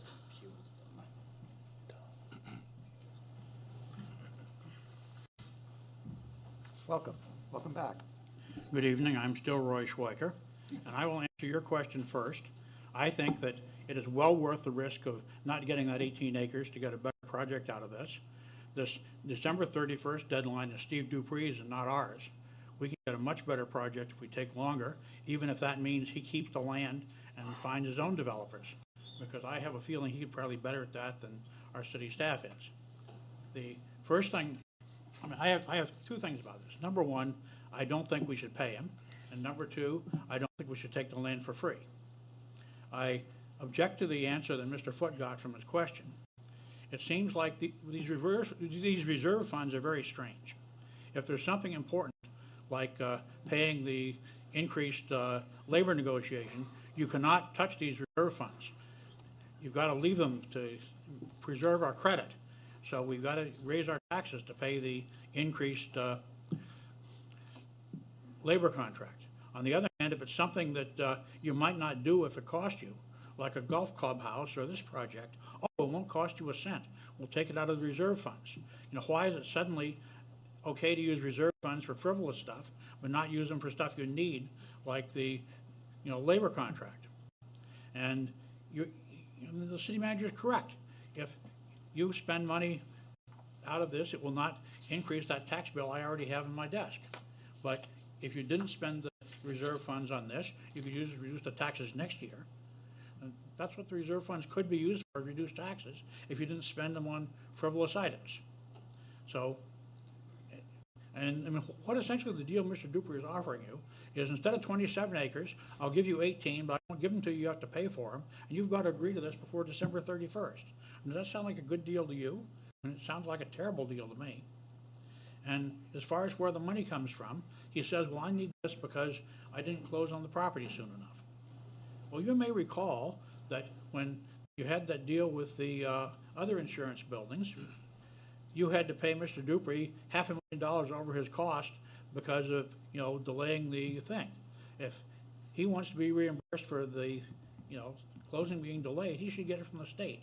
He shouldn't get it from the city. It's not our fault he didn't get the closing done sooner. And not only that, because he owned the property longer, he collected more rent from the state. So he can use his rent to pay the real estate taxes. I mean, he just wants the money, and that's an excuse. And it's a crummy excuse. We shouldn't go for it. We should say no to the money. And the next thing is, I don't have the great knowledge of this area that Tony does. I have been hiking up there, which I can admit now because the statute of limitations is over. And in fact, the summit of Rattlesnake Hill, if you may or may not know this, is one of the original triangulation points from 1870 when they did the triangulation of the state of New Hampshire. But the thing is that parcel of land, some of it is very unsuitable for anything but recreation. And you might even say it's unsuitable for recreation. It's got quarries, it's got steep cliffs, it's kind of like a liability nightmare. So, you know, if you take on the ownership of that, you're probably gonna have to, you know, spend a lot of time dealing with issues like that. Are you gonna, I mean, if you post it no trespassing, which a private owner can do, then if somebody drowns in a quarry, you can say he was trespassing. But if it's a city and it's our land, are you gonna tell people you can't go there? No, and then he drowns and he sues you. So managing that land is gonna be a big expense. And the city already has a problem managing conservation land. They can't keep people from camping there, then they spend 5 figures to go clean it up. So I think that if Mr. Dupree doesn't want to give us the conservation land and he gives it to a land trust, that would be all to the benefit of us. We'd be much better off if we didn't have to manage that land. And as far as what happens with the rest of it, there are 2 things that I don't like. The first is he's kind of threatening, like I could sell this to the state. Well, the state has got its own budget problems. They're not going to go spend $2 million on a piece of land they don't have immediate use for, probably. Well, let's say they do. The state is going to build in this city when they want to, where they want to. We might as well let them have an office park there. If that's the deal, if they want to buy that land, then they'll put their next state building there instead of buying a parcel somewhere else. So I don't feel like having the state own it is going to be a cost. The second thing is, the city might find that a very advantageous thing. That might be where our new fire station goes. I mean, putting a fire station next to an office building instead of in a neighborhood when you have these guys running sirens all night, it's probably much better to have it, you know, there than to have it where it is now, for instance, where there's some houses around. And I would even say the police station would be better there. If you put the police station there, you could build a design from the ground up police station that's more efficient than this hermaphrodite you're presently approved. You could put the radio tower there. When they decide to move the radio tower and try and put it at the present plan, the neighbors are going to scream bloody murder. They were in here when that hearing came up. They didn't want that radio tower. Oh, we won't put it there. Well, sooner or later, the police are going to decide we want our radio tower next to the police station. We don't want to worry about communication links. We don't want to worry about it not being hardened. So I think that, you know, his condition that this has to be back on the tax base is unacceptable, because we might find a good use for that land ourselves. And you say, well, we want taxable money. Well, if we have to buy land somewhere else to put the fire station on, then that's going to come off the tax rolls. So I don't see why it's any worse to have some of the land here off the tax rolls than it is to you know, get a piece of land somewhere else for a fire station and take it off the tax rolls. And the last thing, I agree with Tony. I don't think we should have that giant conservation easement, because if you look at an entirely different sort of housing than what he's looking at, I think you could put tiny homes up there. A tiny house does not have the same footprint as the giant apartment buildings he's talking about. You could put them all over. You could put them in an area of steep slopes, because you don't have to put them on the slopes. You put them on, you know, scattered flat areas. I think there are people in the city who don't want to live in big apartment buildings, who would love to have a tiny home so they had a little bit of space of their own. And if you don't want to talk to someone who thinks having a bit of space around his home is nice, there's some guy who's got a 10-acre lot of those parcel that's going to build a house out there. Ask him if he doesn't think it's nice having space around instead of living jammed up next to however many other people in that apartment building. So I think this is a rotten deal. It's a worse deal than you already have. So why are you going to jump to do it? You shouldn't be paying money for it. You shouldn't be using reserve funds when they could be used to reduce taxes instead. You shouldn't let Steve Dupree put that giant conservation easement on if he's going to give it to you. If he gives it to a land trust, he can put as much as he wants in a conservation easement. But, you know, that's for, let them manage it. Let's not have us getting the expense. And as far as, you know, saying that the rest of it's got to be taxable, that means we're, you know, foreclosing our option of using that for a good place to have a fire station in an office park and not in a, you know, neighborhood where people are trying to sleep at night. So tell them, no, we're tired of having you give us last-minute deals. We're not going to accept this. If you want to come back and take some of the conditions off it, say, okay, you don't have to guarantee to put stuff on that stuff. You don't have to have this big conservation easement. Then, and you don't have to, I don't want any money, then that, maybe you can do it by the 31st. But he's the one that's a deadline and not you. You got all the time in the world. You know, if he sells it to somebody else, it could still come back to the city eventually. If he's the one that's got the pressure, make him cave in. Don't you cave in. Thank you. Thank you, Mr. Schweiker.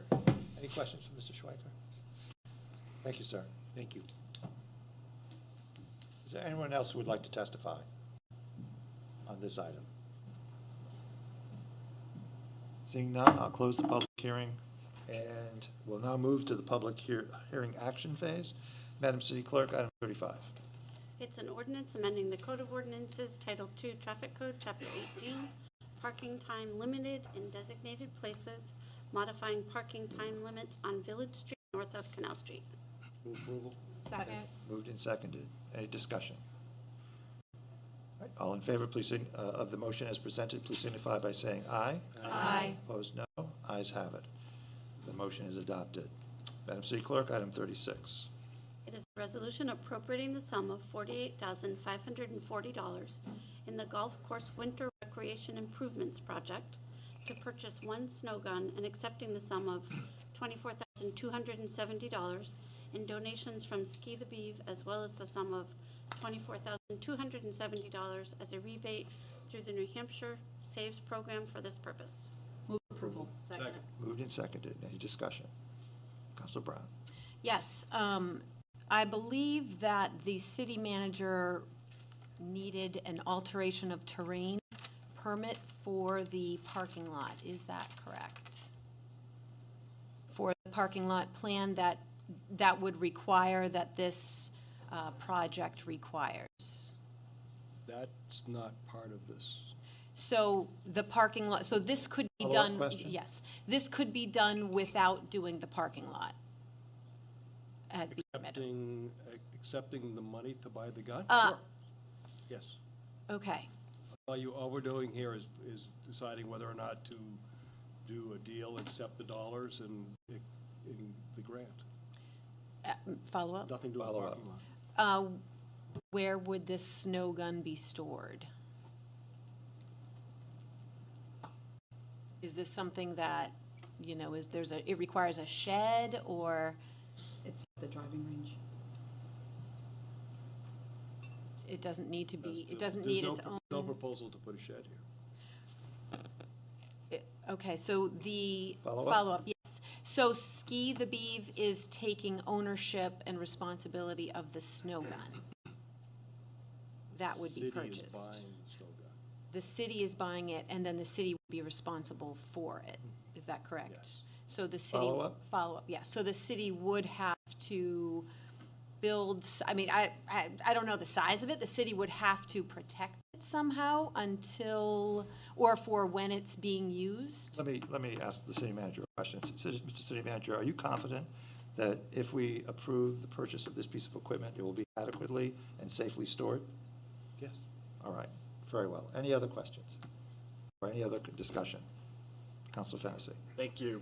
I just want to thank Ski the Beeve for raising this money and all of their efforts. I know they've come to the Recreation and Parks Advisory Committee many, many times over the last couple of years when they first started, it was somewhat of an ambitious plan. I don't know how many of us thought that they'd be able to come through on it, but the enthusiasm that they've shown, their ability to galvanize members of the community and actually get money to do this, I think has been fantastic.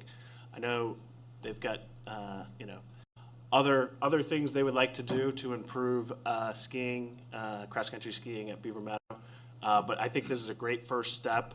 Thank you to David Gill, Parks and Recreation, who did the proof of concept last winter to show that this actually would work, that it would be an amenity that would increase usage of Beaver Meadow. in the winter. And so I think this is a no-brainer to do this, and I hope you'll support it. Thank you. Any other discussion? Councilor Kretovic. Thank you, Your Honor. I'll also be supporting this. For a long time, when there was winter cross-country skiing in the 1980s out at Beaver Meadow, and then that ended, it was very sad for the community to lose such a great asset.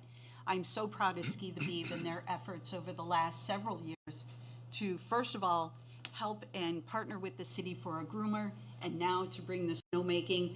We all know that our winters can be up or down when it comes to what snow is out there. We're in a fortunate moment right now, which Mr. Evans Brown talked about. The conditions that are there today are amazing.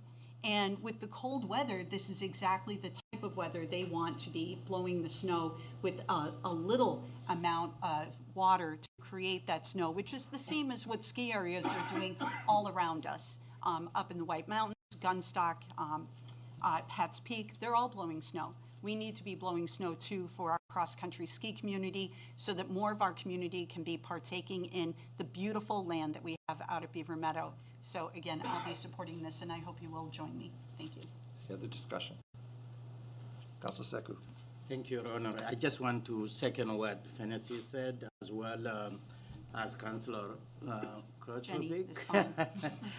Because I met with Sam, and Sam was just describing how they have to drive the bus all the way in northern New Hampshire and how it's taking time for the student and the driver and everything. I think, thank you guys for making this happen and for raising the funds needed to keep this ski family here in town, and I appreciate it. I know the minute that you started this conversation when we met, you'll meet the needs. I was not doubting that because I can see the passion behind it. So thank you, guys. Thank you. Further discussion, Councilor Brown. Yes, I will be opposing this. I think there is just a lot of unknowns, that there is no MOU. This is a difficult piece of equipment to set up. 8 lines of hose. It has to be connected to a fire hydrant. We don't know what the staff time would be. And the parking lot is not being done. It has not been bonded. So this is a piece of equipment that will just be sitting on city property unless, the Ski the Beav goes through this process to set it up. So I think it's not the right time. I think we need more clarification on who's responsible for this equipment, setting it up, working it, running it. We don't know when the parking lot's going to be done. So I don't think we should jump into this before that. Thank you. Any further discussion? Councilor McNamara. Thank you, Your Honor. I totally will support this project because I know firsthand the powerhouse that Nordic Skiing in Concord has between their students, their racers, their parents. It's a passion. It's a hobby. It's a way to get outside and exercise. So I have no doubt whatsoever, and I've seen firsthand what starting as the Nordic skiing in this town, that it's not going to be a problem. It's not going to sit there idle. It'll get used and taken care of. Thank you. Any other comment or any other discussion? I'll just close by saying I am going to be voting in favor of this. I remember this motion. I remember when our girls were little, and we took them cross-country skiing over at Beaver Meadow. It was a great opportunity to see all the other families, to get our kids out in the fresh air, to get ourselves out in the fresh air. And I'm sorry to say I haven't been cross-country skiing in probably a couple of decades. But I think this is a great asset, to echo what other people have said. A great asset to the city, and an opportunity to, again, convert this piece of property into more of a 12-month-a-year facility, a year-round facility that can not only be enjoyed by members of the Concord community, but also draw other people to discover what Concord has to offer and what a great community we are, what a broad range of physical outdoor activities we offer. So I will be voting in favor. We ready for the vote? All those in favor of the motion as presented, please signify by saying aye. Aye. Opposed? No.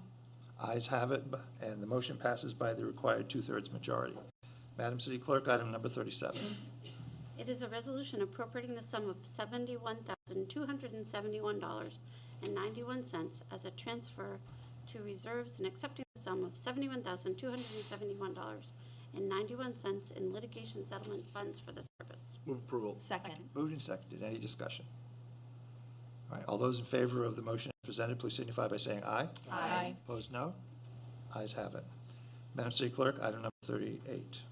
It's a resolution appropriating the sum of $80,100 for Police Department roadway safety outreach initiatives and CAR equipment and accepting the sum of $80,100 in grant funds from the New Hampshire Highway Safety Agency for this purpose. Move approval. Moved and seconded. Let me just back up a second and indicate that item 37 did pass by the required 2/3 majority. Any discussion on item 38? Council Brown. Yes, I will be recusing myself from this and the next item, number 39, as my husband is a police officer. Great, thank you very much. Any discussion? I just have, Your Honor, a question. When we say, of course, we are accepting the money, but when it said roadway safety outreach initiative, what that outreach looks like?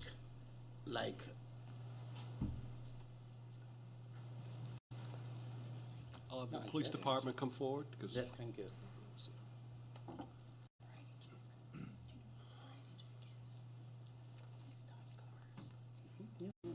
But the initiative itself, like what is the plan?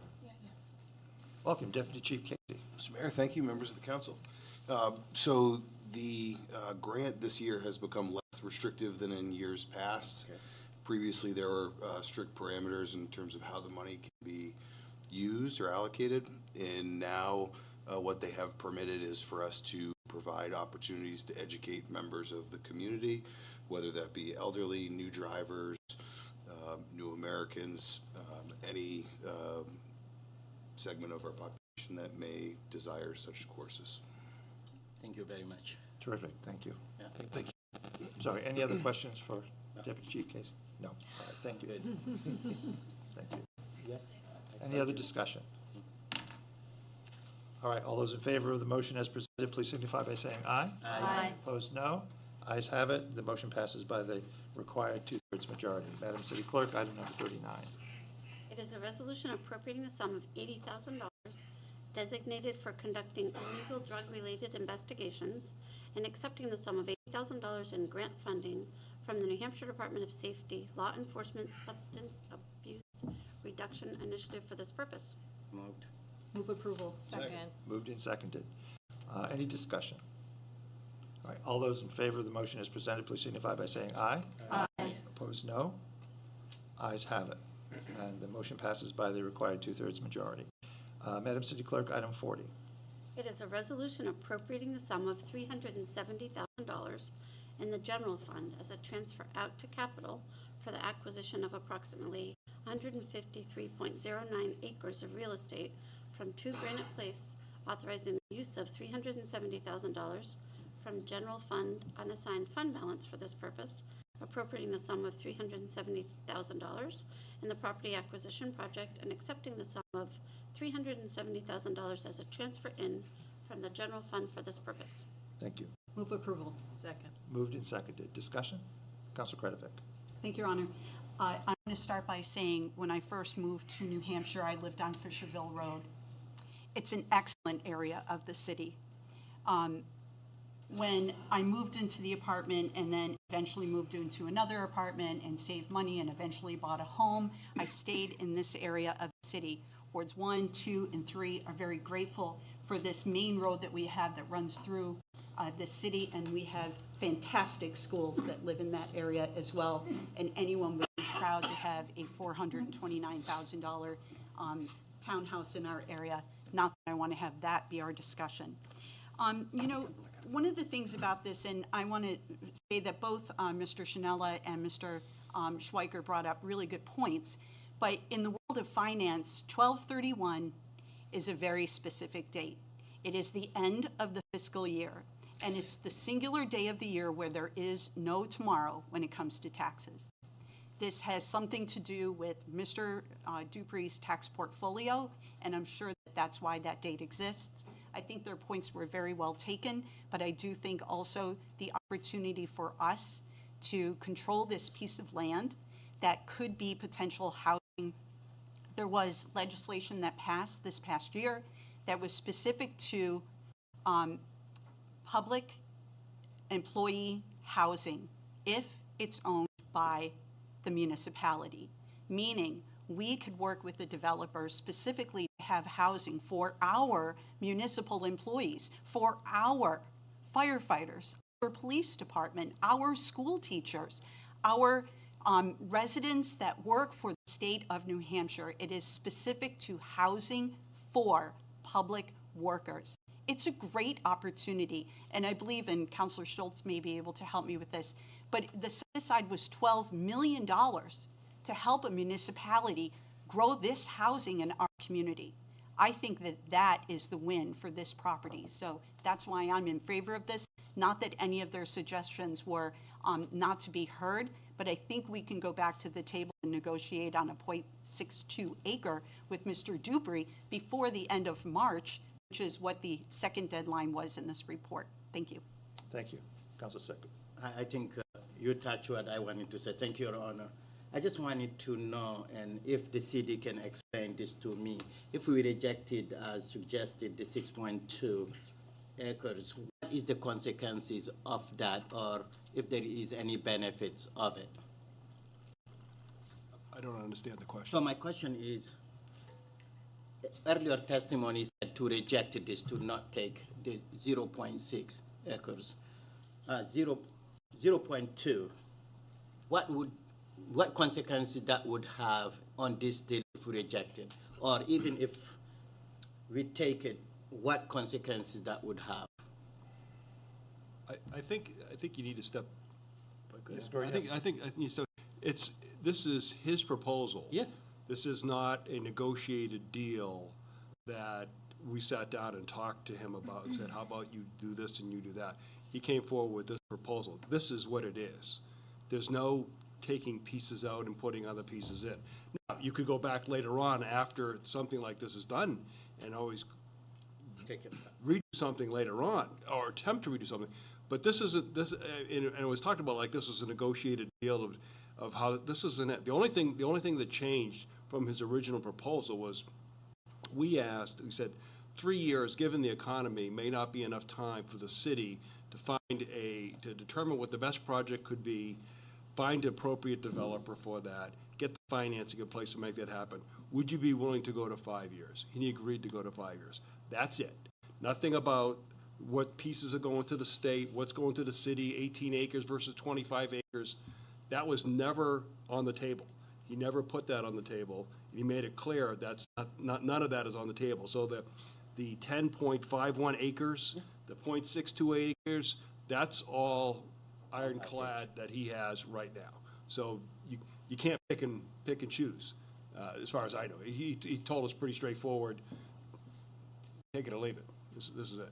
Thank you. Perhaps you could answer a follow-up question for you, Mr. City Manager. From your understanding, who's the next buyer in line for this property? The property that he's talked about that we've discussed is the property that would be acquired by the city, which would be the purple shaded area. Well, if not, you probably don't know the 18.2 acres of what it'd be. The state of New Hampshire would be interested in acquiring that property. This is what all I can tell you is what he's told us.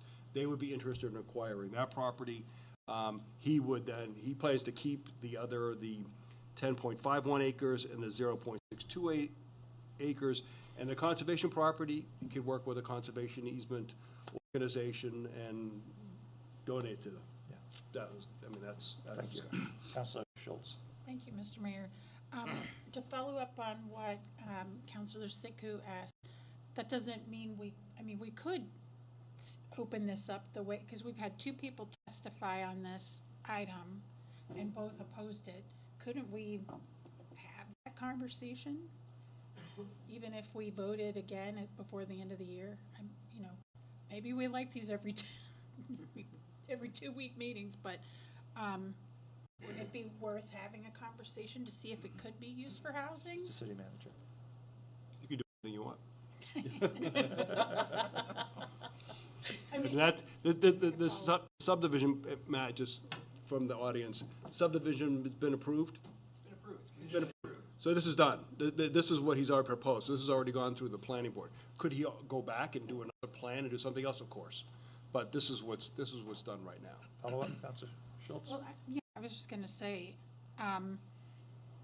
you know, if we had the chance to do this for housing, isn't it worth having the conversation? Sure. And then I forget the other half of my question. Counselor Fennessy. Thank you.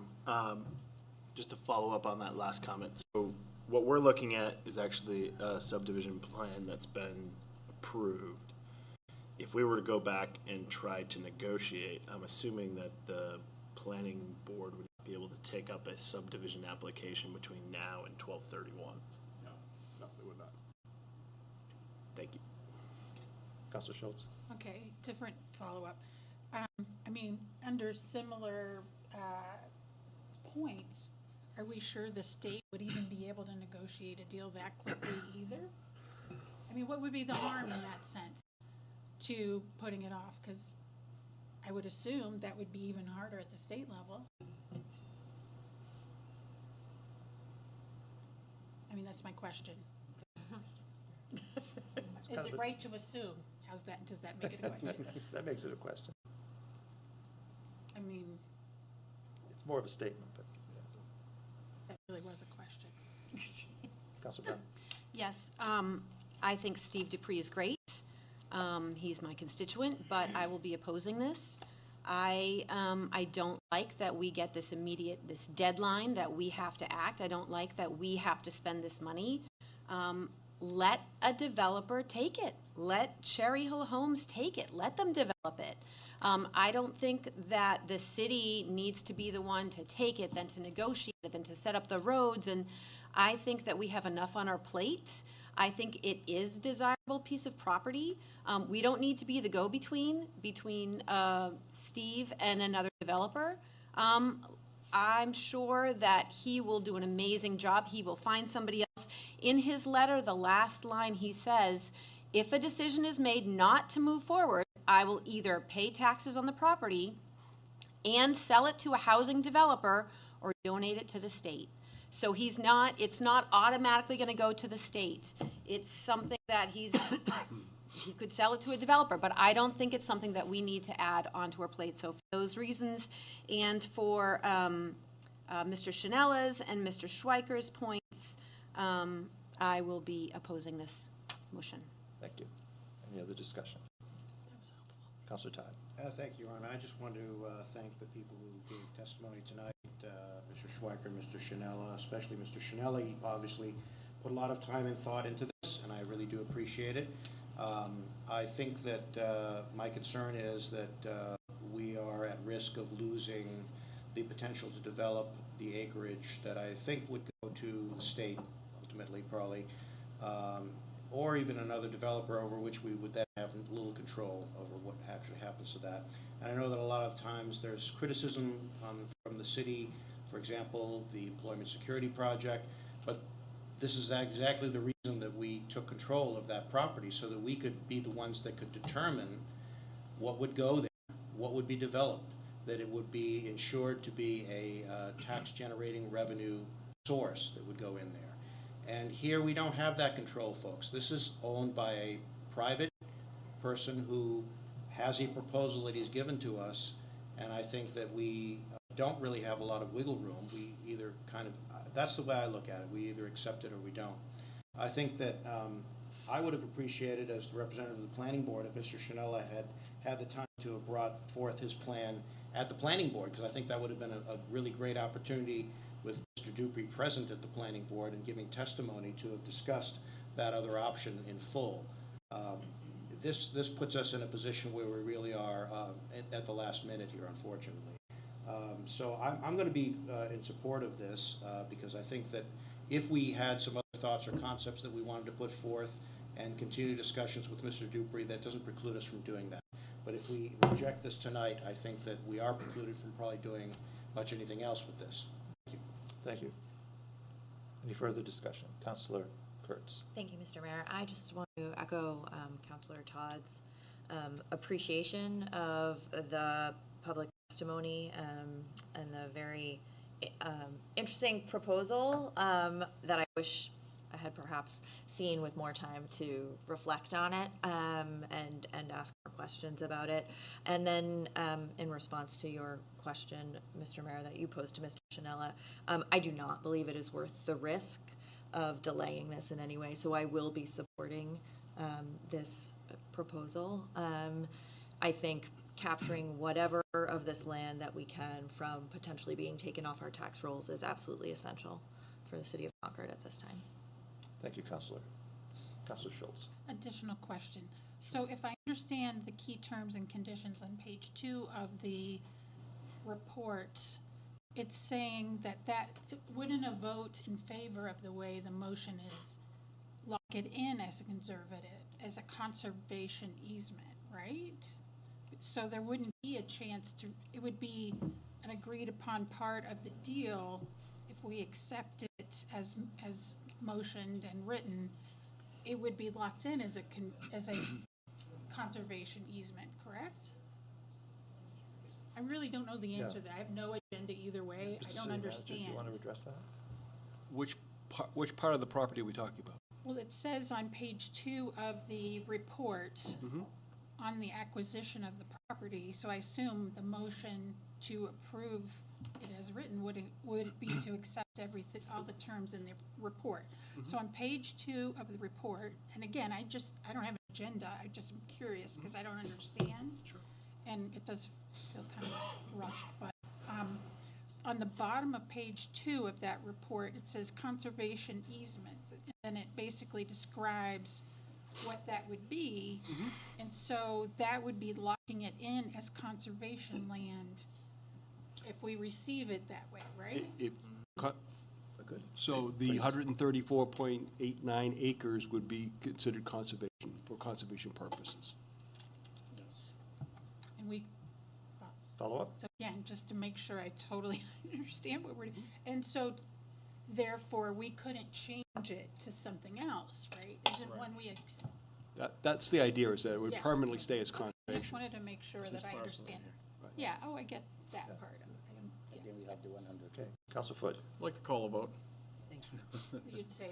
You're going to Call the move previous the question? That requires a 2/3 vote. I think we're close. I think we're close to voting on this. Rather than go through a 2/3 vote to move the question, if you'll bear with me. All right. Is there any other?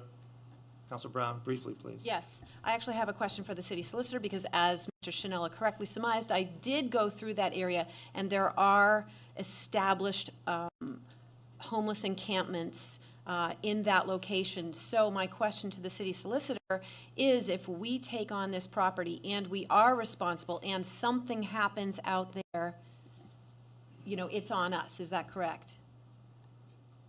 Mr. Welcome to the city solicitor. Thank you. So if we take ownership of that area, we have not negotiated the deed out yet. So typically, it would be our responsibility if we have the fee ownership. But we haven't negotiated out the final deed language on this. So in terms of whether there's any other management responsibilities or anything like that, we have not addressed that yet.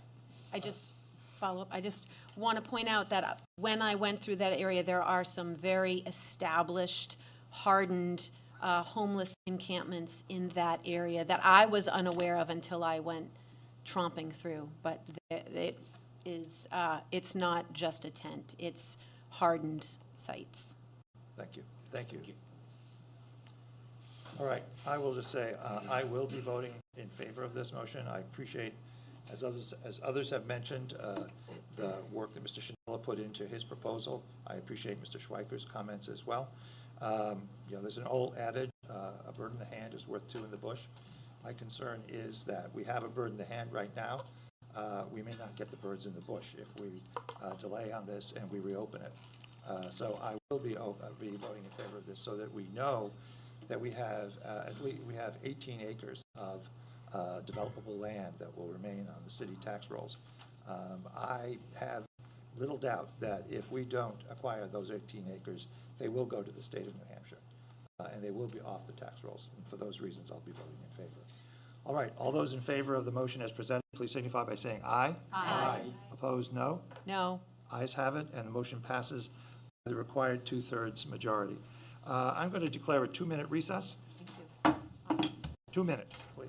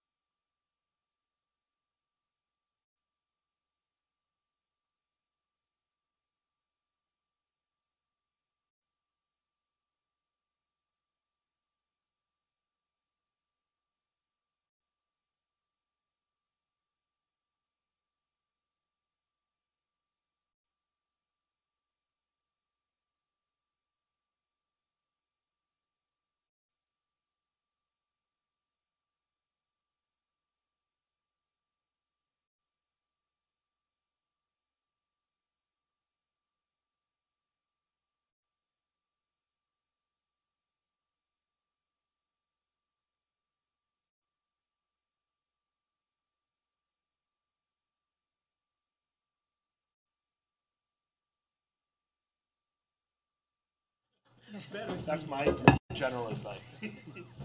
Right, we'll reconvene the meeting, and the next item on the agenda is reports, and we have a presentation on our transition to automated collection, trash collection, and recycling.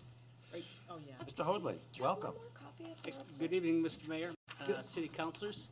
My name is Jeff Hoadley, and I'm here with Adam Clark from General Services and Aaron Banfield, the Director of Municipal Services for Casella. Tonight, we're here to give a brief informational presentation on the present status of the city's transition to automated curbside trash and recycling collection. General Service staff, Casella representatives, and the Solid Waste Advisory Committee have been working hard over the past year preparing for the transition. While there's still much work to do before the first phase kicks off in 2026, we're proud of our progress thus far. In our presentation tonight, we hope to provide the committee with 5 things.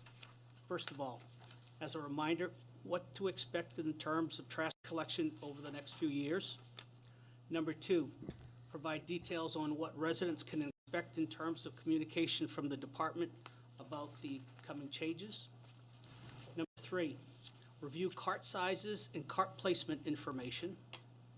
Number 4, provide information on alternative cart sizes and how residents should communicate their preference with us. And lastly, share resources that the community can access to learn more about information. I'm going to have Adam take over. All right.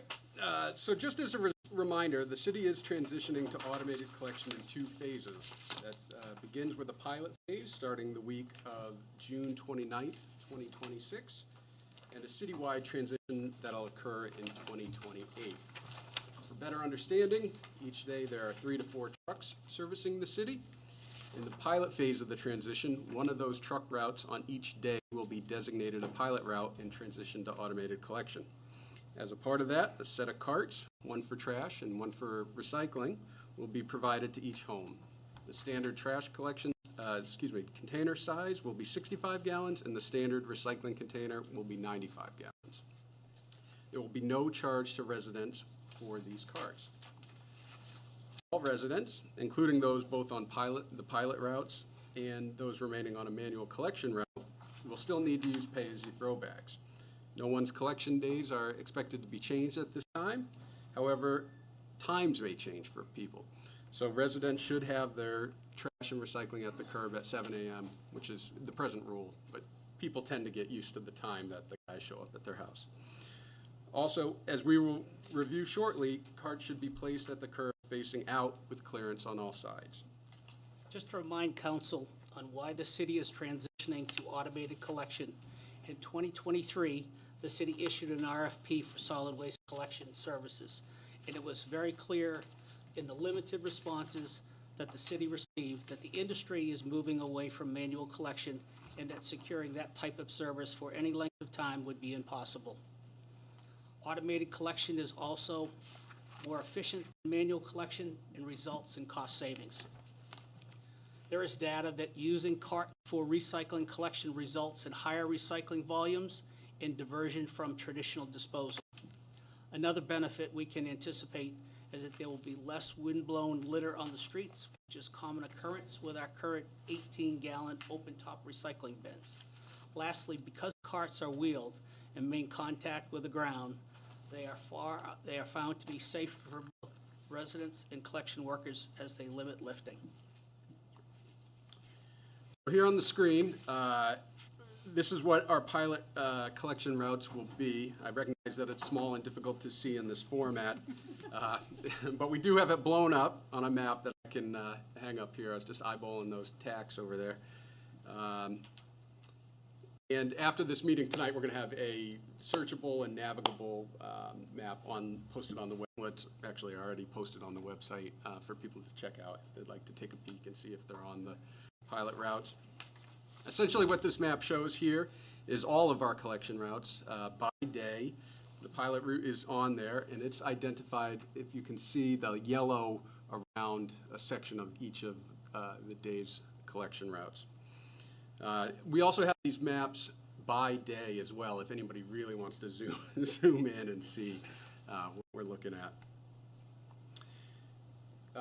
So what can residents expect in terms of communication? Following this meeting, and I think tomorrow it's going to go to the printer, we're going to be sending a postcard out citywide to all residents on the curbside collection routes, kind of explaining what our plan is, kind of going over what we're going over tonight. I have a copy of that postcard in front of you. This is going to help residents understand what they're looking at when they see carts being delivered in parts of the city and being used. The mailing will also indicate that those residents that will be on a pilot route will receive a subsequent mailing in January identifying them as such. So basically we have a citywide mailing that goes out in the next week or so, and then in January those on the pilot route will be getting another postcard.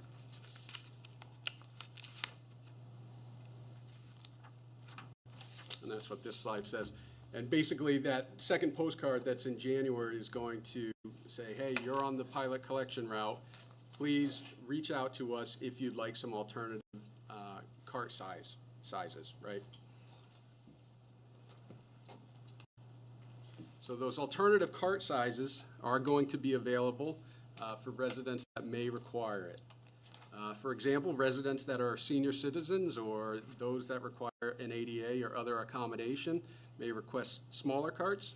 And on the other hand, residents that have a household with 5 or more residents in it could get a larger cart. And Aaron's now going to speak to those sizes. All households, as Adam mentioned earlier, are going to receive a trash cart with a black lid and a recycling cart with a blue lid. The trash cart's going to be 65 gallons. As Adam laid out very nicely, a couple of just depictions of capacity. So 4+ bags of the 15-gallon size bag, and then 2+ of the 30-gallon bag would fit in your standard 65-gallon cart. And then on the recycling side, the 95-gallon cart will hold more than 5 times the standard 18-gallon recycling cart that's utilized on the curb today. And if I could just interject, I would also note that that's large because all of the cardboard we all have these days, right? So all the materials have to go inside of the cart, and so that's why you see such a large volume. As Adam mentioned, there will be 2 alternative trash cart sizes, one larger for those households that need additional capacity, and then a smaller cart that's easier to maneuver. Typically, we see that older demographic for a single household using a 35-gallon cart. And then as Adam just alluded to, the smallest alternative recycling cart would be a 65-gallon. Just because of your nature of your recycling loose, the cardboard's not typically going to come out of a 35-gallon cart very easily. Very good. Thank you, Aaron. So our cart order is due to the cart manufacturer in April of 2026. We will now begin accepting alternative size requests after this meeting. To do that, we have created an online form that is available on the General Services webpage that residents can access. Alternatively, residents can call us and we can enter their information electronically for them. Timing is important on this, though, as we will only have the alternative size ordering window open from now until March 31st in order to meet our deadline. And again, as of now, this is only for those folks that will be on the pilot routes. I should mention that this form can also be used to opt out of cart delivery and thus curbside collection. If residents may have an alternative means of disposal, if they have a business in town and they have a dumpster at their business, they can opt out of the program here. So again, because our cart order has a hard deadline, requests that are received after March 31st will be placed on a waiting list, and those requests will be satisfied based on availability and funding. Cart placement. So Adam also mentioned this briefly earlier. You will place your carts with your handles facing your house or your dwelling. There's a grab bar on the front of the cart. Our trucks will utilize the front of the cart to pick up carts, dump them in the hopper or the truck, your lid will be facing the truck, so when it gets dumped, the lid flaps open. We ask that you place them about 3 feet apart from each other, from parked cars, from mailboxes. We will send out a visual, if not this, very similar to this, with the cart delivery, so people get that right at home. It'll be accessible online as well. And then throughout the year and the seasons, we'll send out some cart tips and updates. Don't place them in a snowbank. Don't place them behind a snowbank. Don't place them behind a car. Our drivers, over time, and as we roll out the program, will be out. We'll have crews out just making sure placements appropriately done, and we might leave a sticker that says, hey, you did it wrong this time. That's okay. We fixed it, but please adjust for the next. You brought up snow, and one thing that always jumps out at me is Mike, who's in the back, said, treat it as if it's like your mailbox, right? So your trash cart, you know, when it comes to snow, that's a helpful thing. Think of it as your shovel. I like that. Okay, a couple quick notes relative to program planning. As it currently stands, the pilot route carts are expected to be delivered sometime in June 2026. Residents can use those carts as soon as they receive them. The program itself is scheduled to commence the week of June 29th, 2026, at which time the carts are the only ones that will be collected, again, on the pilot route only at this point. Carts, when they are delivered, will be left by the delivery vendor in the relative location of service. That means not up the drive, that's basically at the curb where we would recommend you place it. Residents will have options for disposing of old bins in sequence with the new bins being delivered, and more information will follow on that front. And in the meantime, city staff and Casella staff will be reaching out to locations that may require additional guidance this winter and spring. It actually starts this Thursday. We have our first meeting with the property owner. Continuing with some planning notes here. One thing we're presently working on is with regard to commercial entities. Concord's curbside collection program is and has always been a residential program. With that being said, if any commercial users have been buying and using pay-as-you-throw bags over the years, we wouldn't necessarily know it because it looks like a bag and our guys grab it. However, they would not be receiving a cart under this program. Folks should not fear may be strong, folks should not fear, however, as we do have options available for people if they find themselves in that situation. They shouldn't hesitate to reach out to us. Also, it should be noted that once the city transitions to automated collections, the bins must be the official Concord Casella bins that they will receive. You're not able to use your own bin. Further, the bins stay with the property that they have been issued to. Each bin is emblazoned with a serial number that's assigned to a particular address. To that end, if people want to label their bin, they should refrain from using markers or paint and use something like stickers.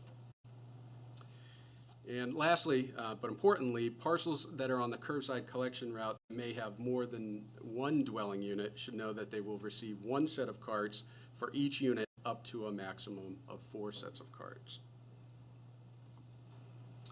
So with that, here is our links for our information.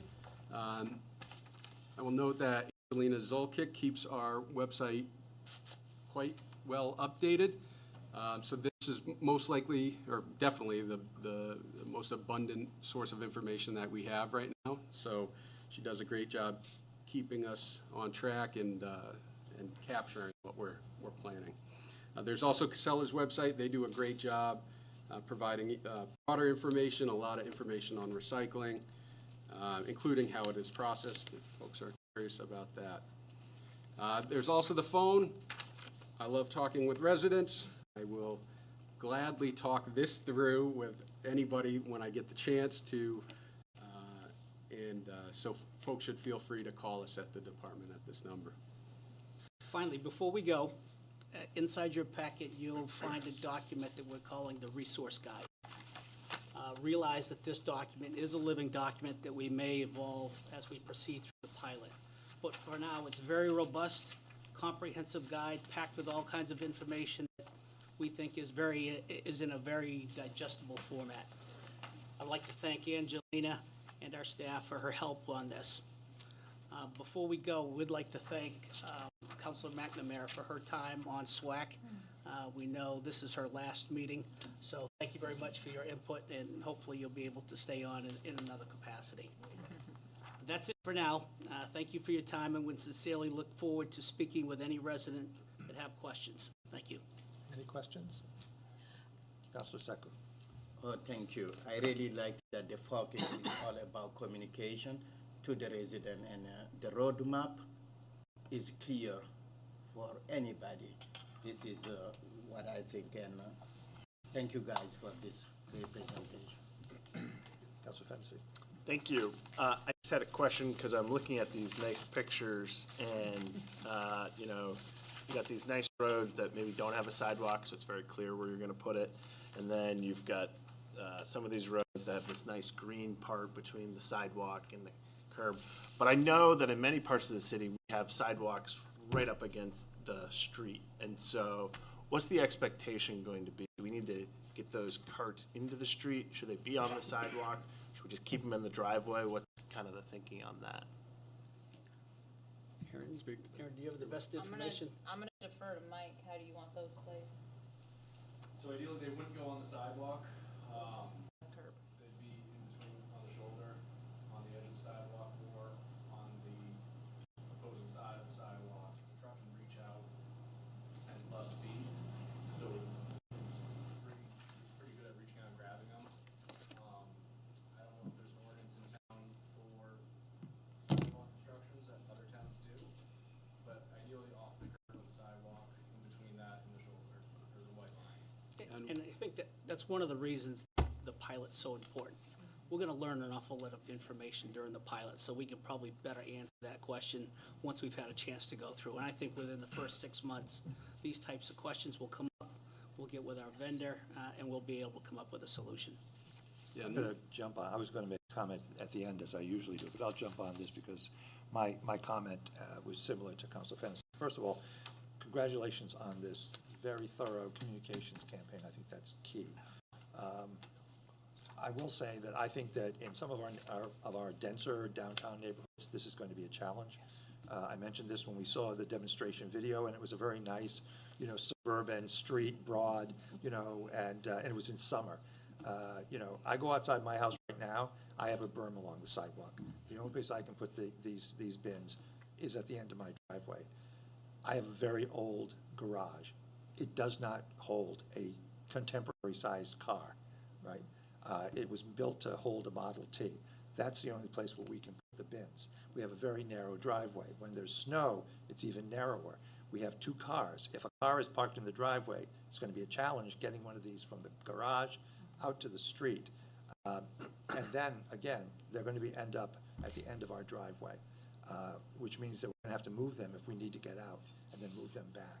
So I'm hoping that you'll be very, very collaborative with people and understand that, you know, my next door neighbor is probably in the same situation.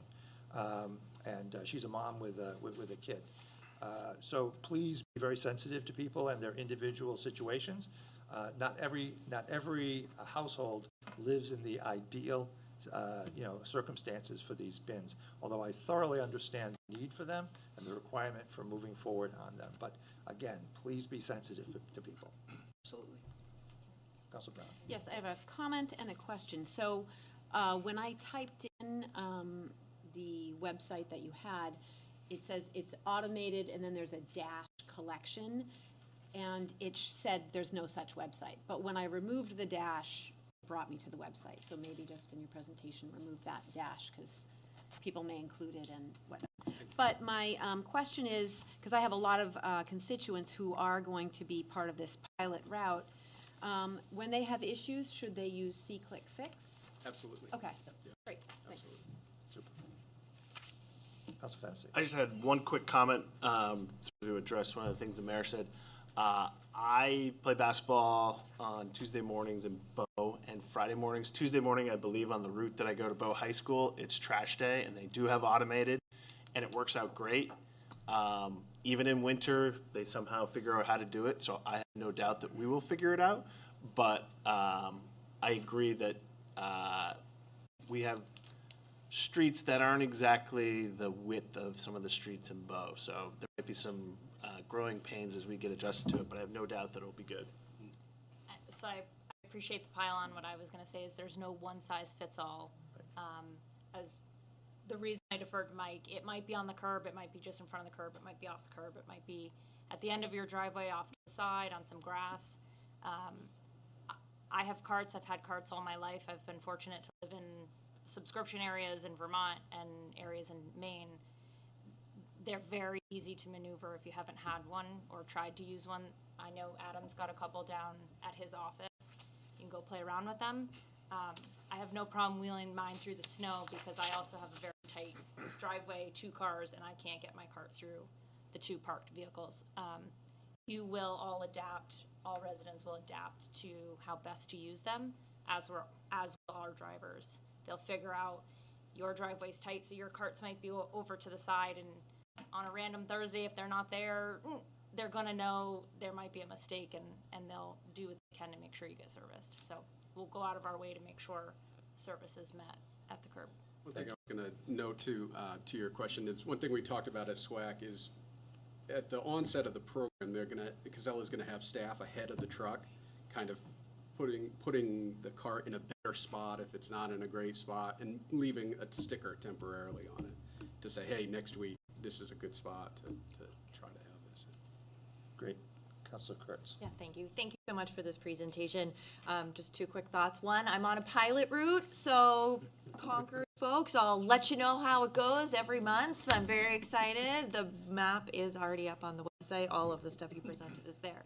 And I also just want to let the community know that Casella has been really involved, not just showing up tonight for this public presentation, but they've been at the table at every SWAC meeting that we've had on this and been answering questions and very, very involved. So I have high confidence that the pilot will provide us with the information we need and that we have an active partner in troubleshooting, as we will, because it's a pilot.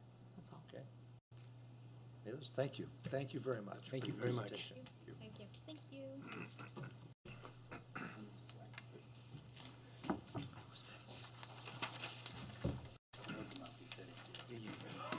All right, this brings us to the consideration of items pulled from the consent agenda. The first is item 19, Madam City Clerk. Yes, it was pulled from consent by Councilor Brown. It's the fiscal year 2025 annual comprehensive financial report from the Assistant Finance Director. All right, Councilor Brown, do you want to speak to this? Yes, I do. Thank you. And I just want to note that this report is comprehensive.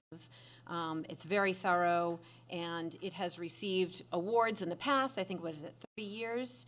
And we've received this award because of the transparency of this report. So it's an important report. It has everything, and for that reason, Your Honor, I would like to request that there is training provided to city councilors on this report so that we can read it, because it is like another language, and I think it would be really helpful for us to understand the language, the layout. I know Mr. LeBrun loves answering my questions, but it would be great if there was training, because we can go back through, decades of these reports on the city website, and it's fun to actually kind of go back through and see what we've done and why. And so I would like, going forward next year when we have our new counselors, that we provide for training on this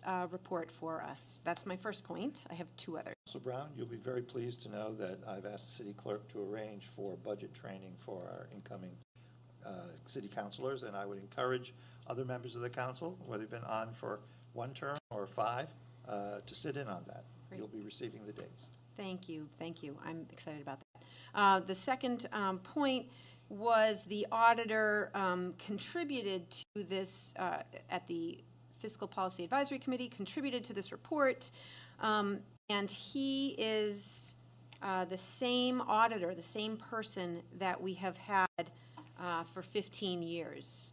And, during that Fiscal Policy Advisory Committee, he said, hey, you've got some internal controls issue regarding inventory during golf tournaments. And he said, I'm in verbal communication with staff. Now, that comment is not reflected in the Fiscal Policy Advisory Committee minutes. And, I don't know if it's just he knows how to, like, if he talks to Mr. LeBrun or staff at Beaver Meadow, that's the best way because he's been our auditor for so long. So I asked follow-up information about that, but also I think we should look at switching out the auditor. I think it's just good practice to change out the person. The name has changed, but it's been Scott McIntyre for at least 15 years. And then my third point is if we go to page 9 of the report, actually, if you're looking online, it's page 16. There was language that I thought was interesting, and I wanted to highlight. Hold on, I will pull it up. Okay, it's under major initiatives, page 9 of the physical report, or 16 if you're online. And it says, specific investments include renovations of the combined operations maintenance facility, fire apparatus replacement, general services, and so forth. So that's an investment, fire apparatus. Now, we have a capital reserve account called fire apparatus replacement that we have not been using. And just in March, or actually February, we bonded a fire truck for $1 million, and the interest on that is $400,000. So if we had been putting money instead of into the recreation reserve, we've put $3.5 million. If we had put it into the fire apparatus replacement reserve fund, we could have paid for that truck outright and not had to pay interest. So I just thought that caught my attention because the reserve account is called fire apparatus replacement, and it's in here as an initiative because we bonded it for $1,029,000. So, and also I'd like to go to page 70, or if you're online, it is page 77.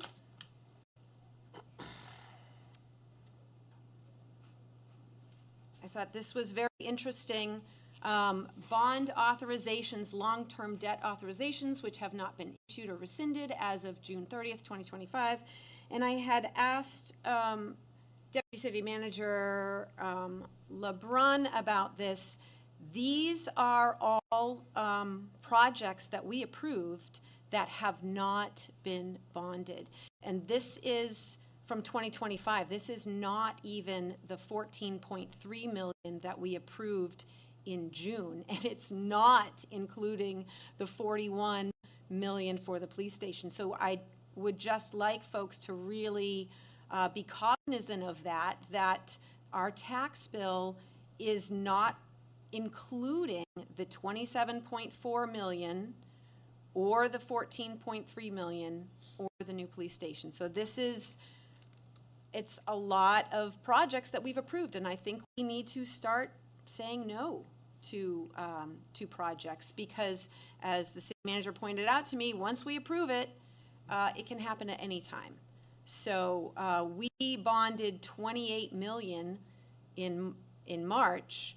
A lot of that was water, sewer, but that means when we're paying for that, when we bond that, it's coming out in user fees. So we are increasing debt, and I went back and looked at the older ACFRs, and last year the projects that we did not bond, it was $12 million, and then the year before that it was $7 million. So we are increasing, we've doubled the amount of projects that we've approved to be bonded, and some of the projects we approved, some of the projects that were bonded were from earlier years. So this is, I feel like we need to be very cognizant of what we've approved, and and what it's going to do to our debt service. Thank So, yes, and then my last item is on page 127, and this is a question for Mr. LeBrun.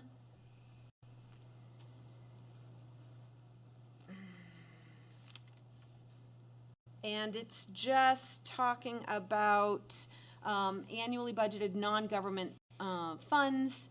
It lists the golf fund has investment income of $40,367, and I'm just wondering what investments. It didn't see a list of actual investments. I'm wondering where that investment income came from. Does Mr. LeBrun come forward? What page are you on, Council? It's the physical page 119. If you're online, it's 120. No, I'm sorry, 120 physically, or 127 if you're online.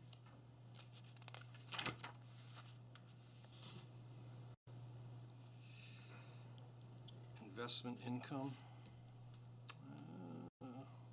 $40,000. So the city has, the golf fund has a fund balance of, it's right around $1 million or so. So if we're collecting about 4% interest on it, that'd be about $40,000. That's where it's coming from. It's coming from the golf fund. Is that, I'm sorry, follow up? Follow up? Where is that reflected in the MS9? Why would it be in the MS9? I don't know. Just investment income. It just seems like it would be the trustees of the trust funds do all the investing. So is that? I'm not gonna get into the trustees of the trust funds and the investments or the Right, cash that the city has. The city has an amount of cash in its operations that fluctuate from month to month, week to week, quarter to quarter, based on the dollars that are coming in. The city takes an allocation every month when we get our interest income from our operations, which is basically our operating cash. The trustees deal with the trust funds and the capital reserves, so that's separate than the operating cash. In the operating cash, you'll see this investment income in each one of the funds that have cash balances available. You see in the water fund, the sewer fund, the general fund. Obviously, it's a major revenue source in the general fund. In the golf fund here, we have about $1 million in fund balance, so about $40,000, makes sense on about 4% interest. Councilor Credit. Thank you.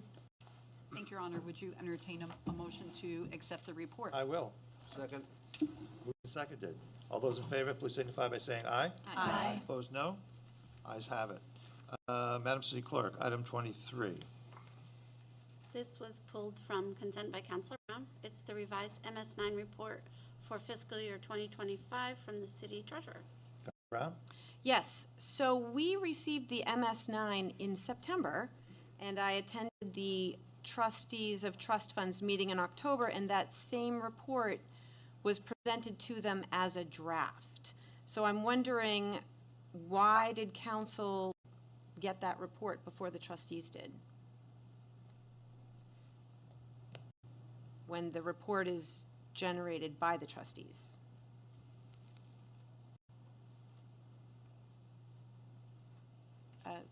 The treasurer tax collectors.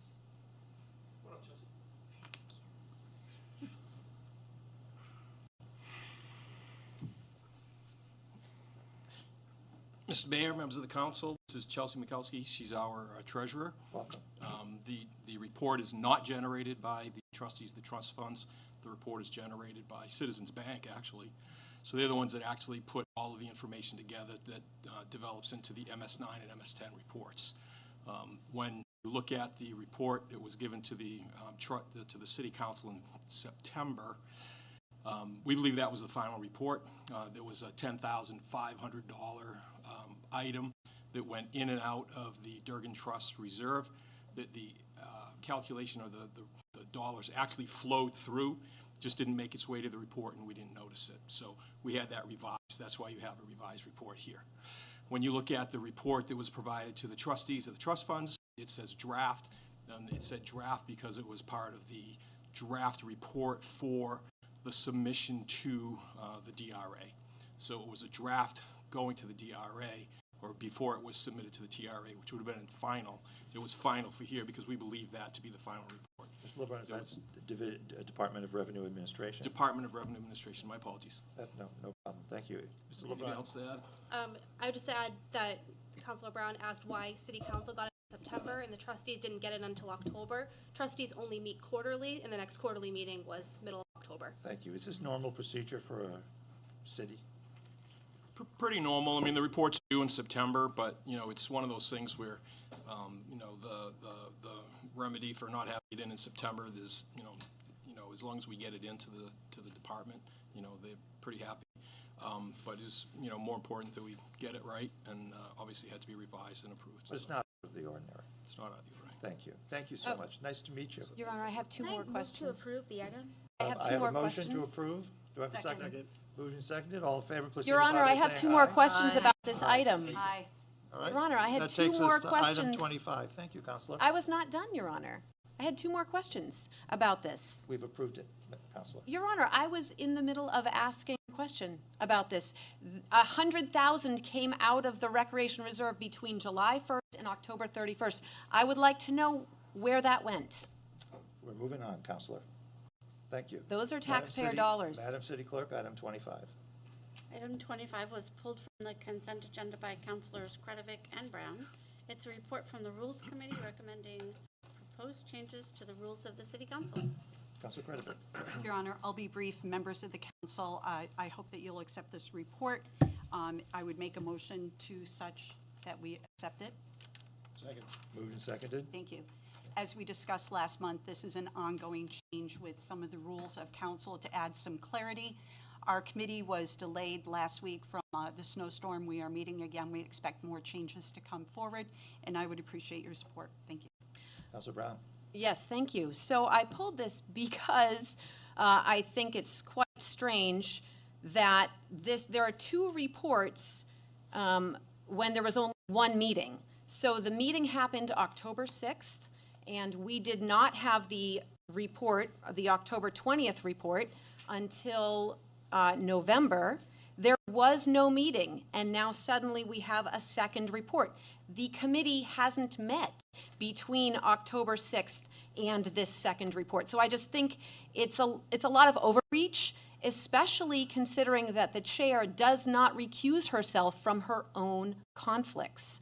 So if we are to understand the situation, then we should be able to have the minutes within 5 days. If you go on the website right now, February 3rd are the only minutes available.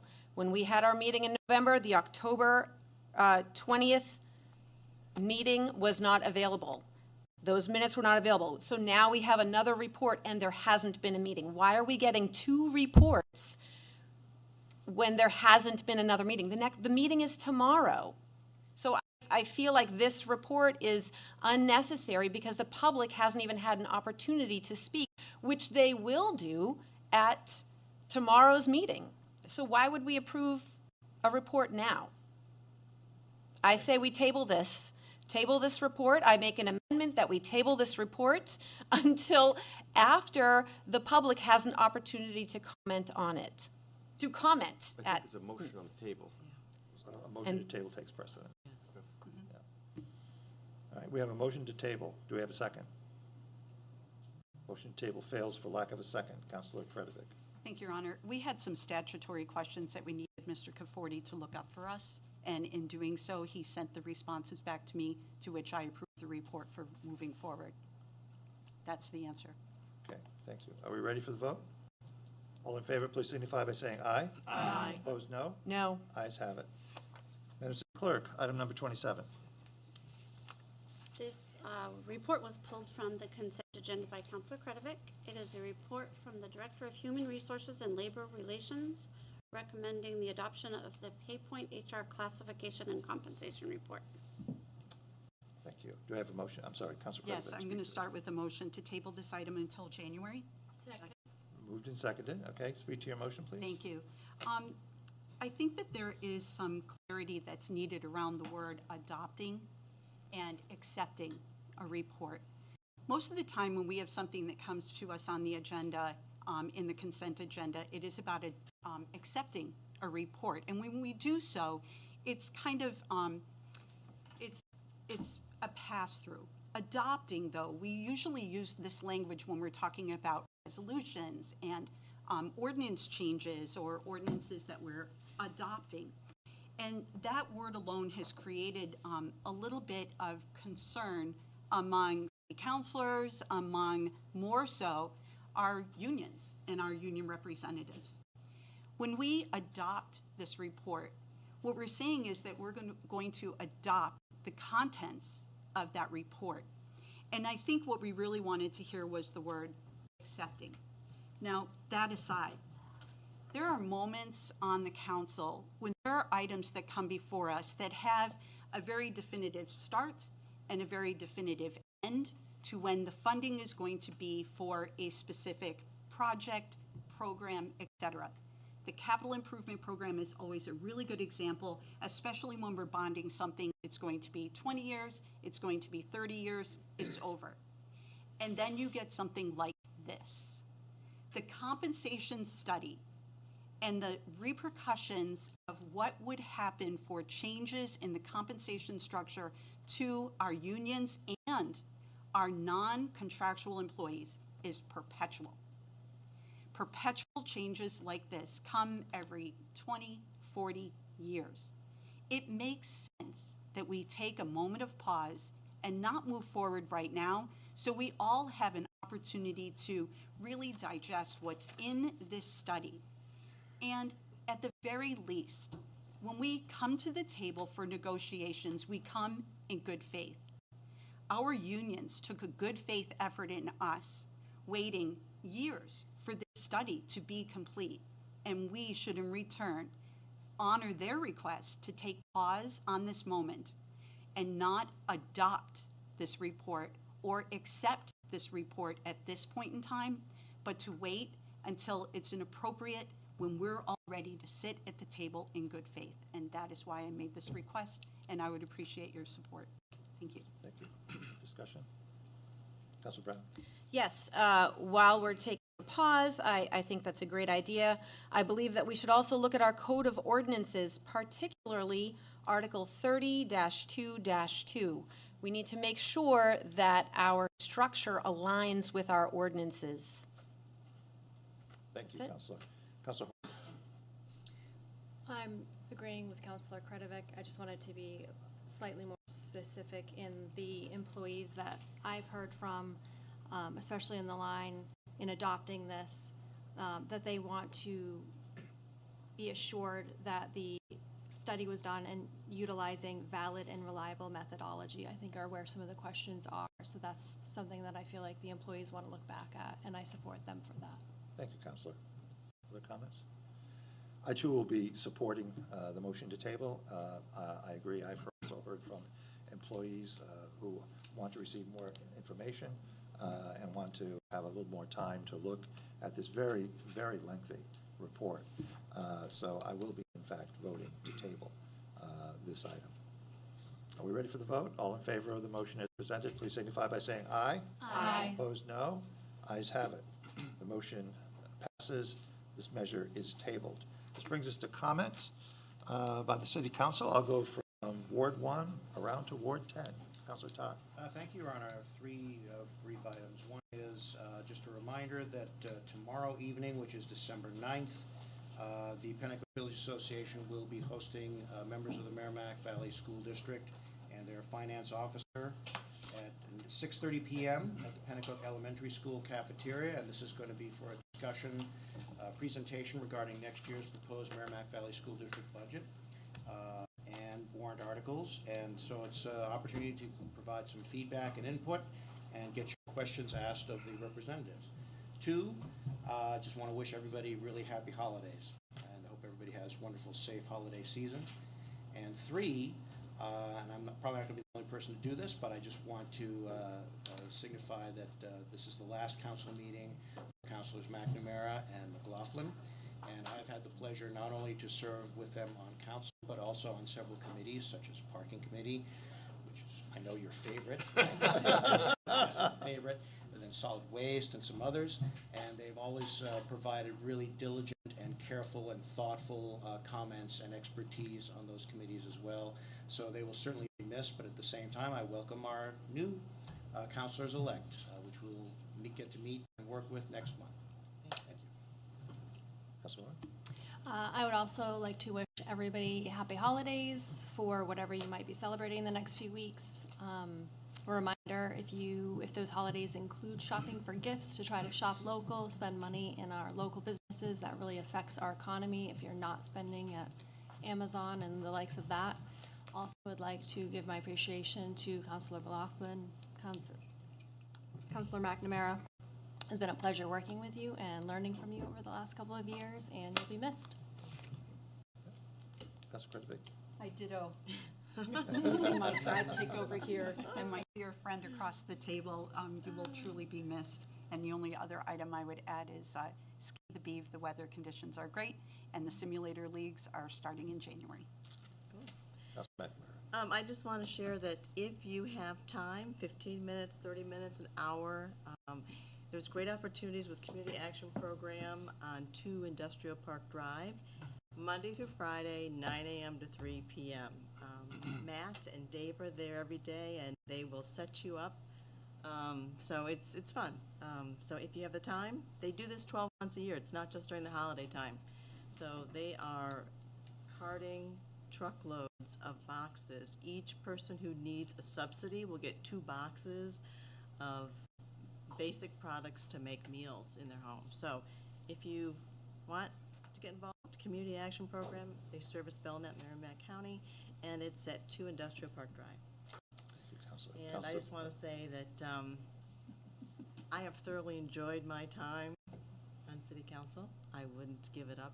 I would not go back and not do it because I've so enjoyed it. There are nights that we don't enjoy it, but that's because we are who we are, and we can't expect to change that.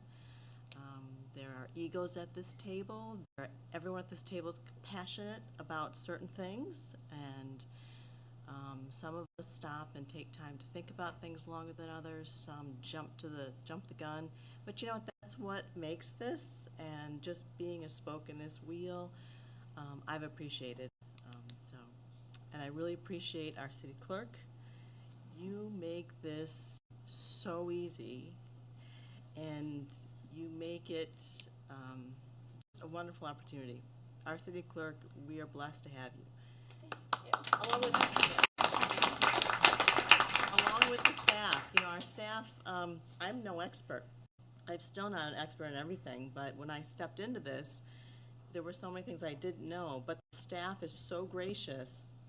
You go to the staff and they will explain things. If they have to explain to you several times, they will. So I just want to give a big kudos to the Concord staff and the city manager. Our community doesn't see all that goes on, and they're quick to judge, and the 2 or 4% on social media sites. I wish they could see all that really does happen, because it's really important, and it's what makes this a great place to live and to volunteer and to work. So thank you. Thank you, Councilor. Councilor Brown? That was beautiful, and you'll be missed. So I just want to shout out, the Women's Club of Concord had a gingerbread housing champion competition. They were fundraising to make the house that was built in 1886 accessible. They met their goal, and at the same time, our 2 newest counselors submitted an entry, and they won the Community Crunch Award for Best Multi-Unit Design Promoting Shared Resources. So and Councilor Horn also submitted gingerbread houses. We didn't win, so this is any indication of what's coming our way. Innovation, collaboration. I'm really excited for you to come on board. And I'd also like to draw attention to folks on the agenda. Item number 13 is about all the capital reserves. So please, there will be a public hearing in January. You can see the MS9 that reflects the $100,000 that came out from the Recreation Reserve in that. So please read those and come prepared in January with your questions. Councilor Great. Kurtz? I just want to wish everyone safe and happy holidays. Clear your sidewalks, help out a neighbor, reach out to people who might be cold and alone in their homes. And then finally, just want to drive carefully. That's my other PSA. Drive carefully when the roads are bad. And I just want to also echo thanks to our two outgoing counselors. I'm not even through my first term, and I still rely heavily on the kindness of my colleagues. I'm deeply grateful to you for sitting down with me as soon as I was elected and still taking my calls when I am curious about things. So I will try to carry that forward. Thank you. Thank you. Councilor Katie Sexton? Thank you so much. I've been in a little bit of denial about the loss of Councilors McNamara and McLaughlin. You two are incredible public servants, and I'm going to miss you deeply. You're also Class X, and it's going to be hard to look over and not see you. But I am also very grateful to the two new counselors who have stepped up, or counselors-elect, and I hope they will also reach out to both of you because you have so many deep connections in Ward 4 and 6. So thank you for all you've done. Also, thank you to Councilor Horn for bringing up the issue of shopping locally. Midnight Merriment is one of my favorite events of the year, and I'm just so proud of our little community every time I see those sidewalks just completely packed. I went into Bonafide Goods and I couldn't even move in there, and that is the goal. That is absolutely the goal. So that was very cool to see, and I hope people will continue to support our local downtown shops, as well as our shops all throughout the community. I want to quickly also thank our firefighters. There was a horrific fire, I know you all know, back in Boscawen last week. It was heartbreaking. It's been, I think, the 4th fatal fire in our region in 18 months, and the 5th fire in Pennacook area in the last month and a half. It's taken a tremendous toll, I know, on community, our firefighters. I just want to thank you. It's very hard to come up with the right words to say, you know, how grateful we are, and how grateful we are to your families who support you and provide the encouragement and support needed for you to continue to do this work. So thank you for all you do. Councilor Teach? Thank you. Just wishing everyone a happy holiday. And again, to the M&M that are retiring.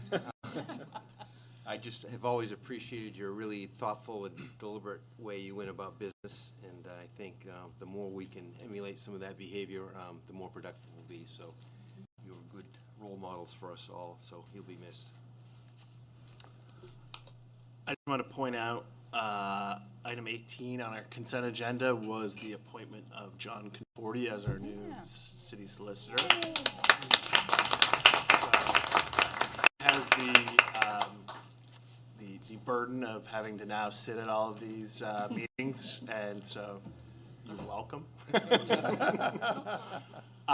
Much like everybody else, I want to thank Councilor McNamara, Councilor McLaughlin, my seatmate here, Councilor McLaughlin, who I will miss dearly, and Councilor McNamara, who we've served quite a while together. And I will miss, in particular, when I get in my car and I'm going down and seeing you walking to your house. So just remember, you're not that far away, and after a year passes, feel free to come and see us. That's right. Councilor McLaughlin. I want to thank everybody. It's been a good, how many years? 1, 2, 3, 4 years. I just want to thank everybody. I'm sorry, I can't always get all the words out anymore, but just thank you. Thank you. Thank you, Paula. Yeah. So I just like to appreciate Councilor McLaughlin and McNamara for your public service and modeling that for us. So thank you for your service. We will miss you. And I'll just make one brief announcement. Tomorrow at 7:30 in the West Street Ward House, there'll be a Ward 7 resident meeting that others are invited to, and we've got a special guest. Deputy Chief Moulton will be, and a couple of his officers will be joining us to discuss the increase in fraud in the community, help our community understand that issue. And we'll be discussing some other things too, but that'll be our guest speaker tomorrow night at 7:30 in the West Street Ward House. I've seen the presentation. It's a good one. Good. Councilor Secretary. Thank you, Your Honor. And I want to second what every councillor said about our outgoing councillors. I remember our many phone calls talking about what's coming and where we should work together. So thank you both, M&M. It's easier that way for me. So for your service and best wishes. I know recently you and I were talking about how do you feel? It seemed like very exciting. You have a plan. Congratulations on your retirement. I also want to welcome our new elect councillors. I'm looking forward to work with you all. Happy holidays. Thank you. Councilor Schultz. Echoing the gratitude for Karen and Paula. Thank you so much for all you've done. I also want to say that there are two other things. Through the 17th this month at the State House and with any of your state reps, of which I happen to be one of 13, we are collecting hats, scarves, socks, and winter items that if you have, you know, you're like, why do I have 3 pairs of gloves? You want to donate 2 of them, we'll take them. So either bring them to the State House or contact one of your 13 Concord-based state reps. We would be happy to come collect them from you. And then just as a reminder about the Starbucks Workers Union, we have some wonderful locally owned coffee places. Please patronize those folks, and so long as there's no contract, please don't drink any or buy anything from Starbucks. Thank you. Thank you. Councilor Foote. Thank you, Your Honor. I just want to echo some of the words I heard go around the horseshoe here as far as Councilors McNamara and McLaughlin. Thank you. I heard kindness, thoughtfulness, certainly rings true, and I think my biggest takeaway from both of you is the respect you always garner for other people and other councilors. So I appreciate that leadership from both of you. Thank you very much. And then lastly, I just want to wish everybody a very Merry Christmas, a blessed Christmas, and a Happy Hanukkah. Thank you. And don't forget Kwanzaa. Kwanzaa, if you celebrate it. And Kwanzaa. Yeah. So there's so much. First of all, I'll just mention that tomorrow night at 5:30, the Greater Concord Chamber of Commerce is having its end of the year holiday business after hours. And the admission is a contribution to the Capital Region Food Program. So by virtue of your contributions to the Capital Region Food Program, if you're not going to be at Ward 7, you can go to the Grapponi Center. Or in Pennacook. Or Pennacook, sorry, that's right, or Pennacook. You can drop by the Grapponi Center for the Chamber's Business After Hours. I also want to mention that on Friday, a significant thing occurred, and that was the cold weather protocols, cold weather protocols that Councilor Schlosser and Roseanne Haggerty, the chairman of the Steering Committee on Homelessness, and the Steering Committee put together, hammered out with our social service providers.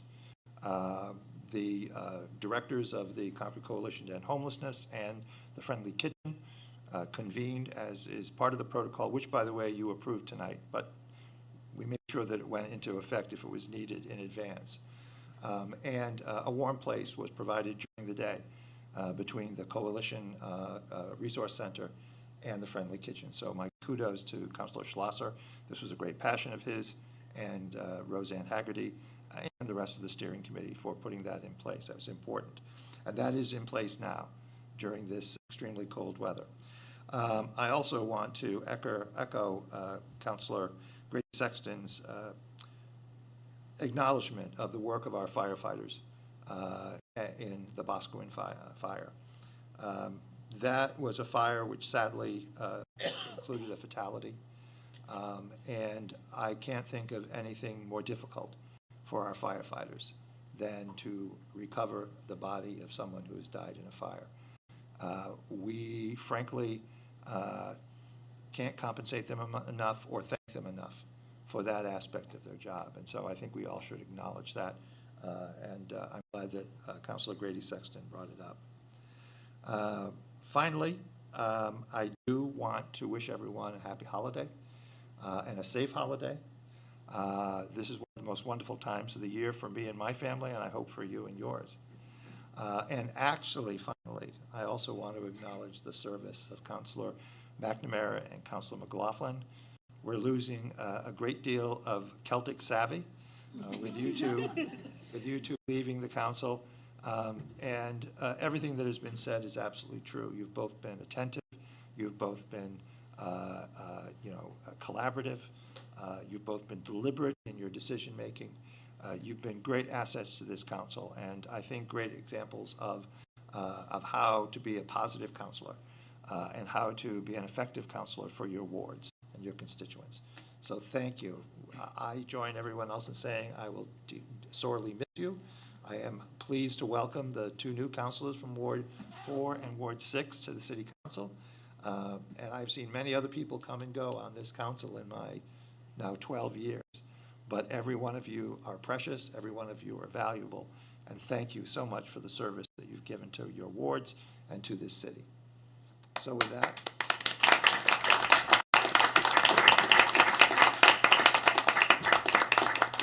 I'll entertain a motion to adjourn. So moved. Second. Moved and seconded. All in favor signify by saying aye. Aye. Opposed, no. Ayes have it. Happy holidays.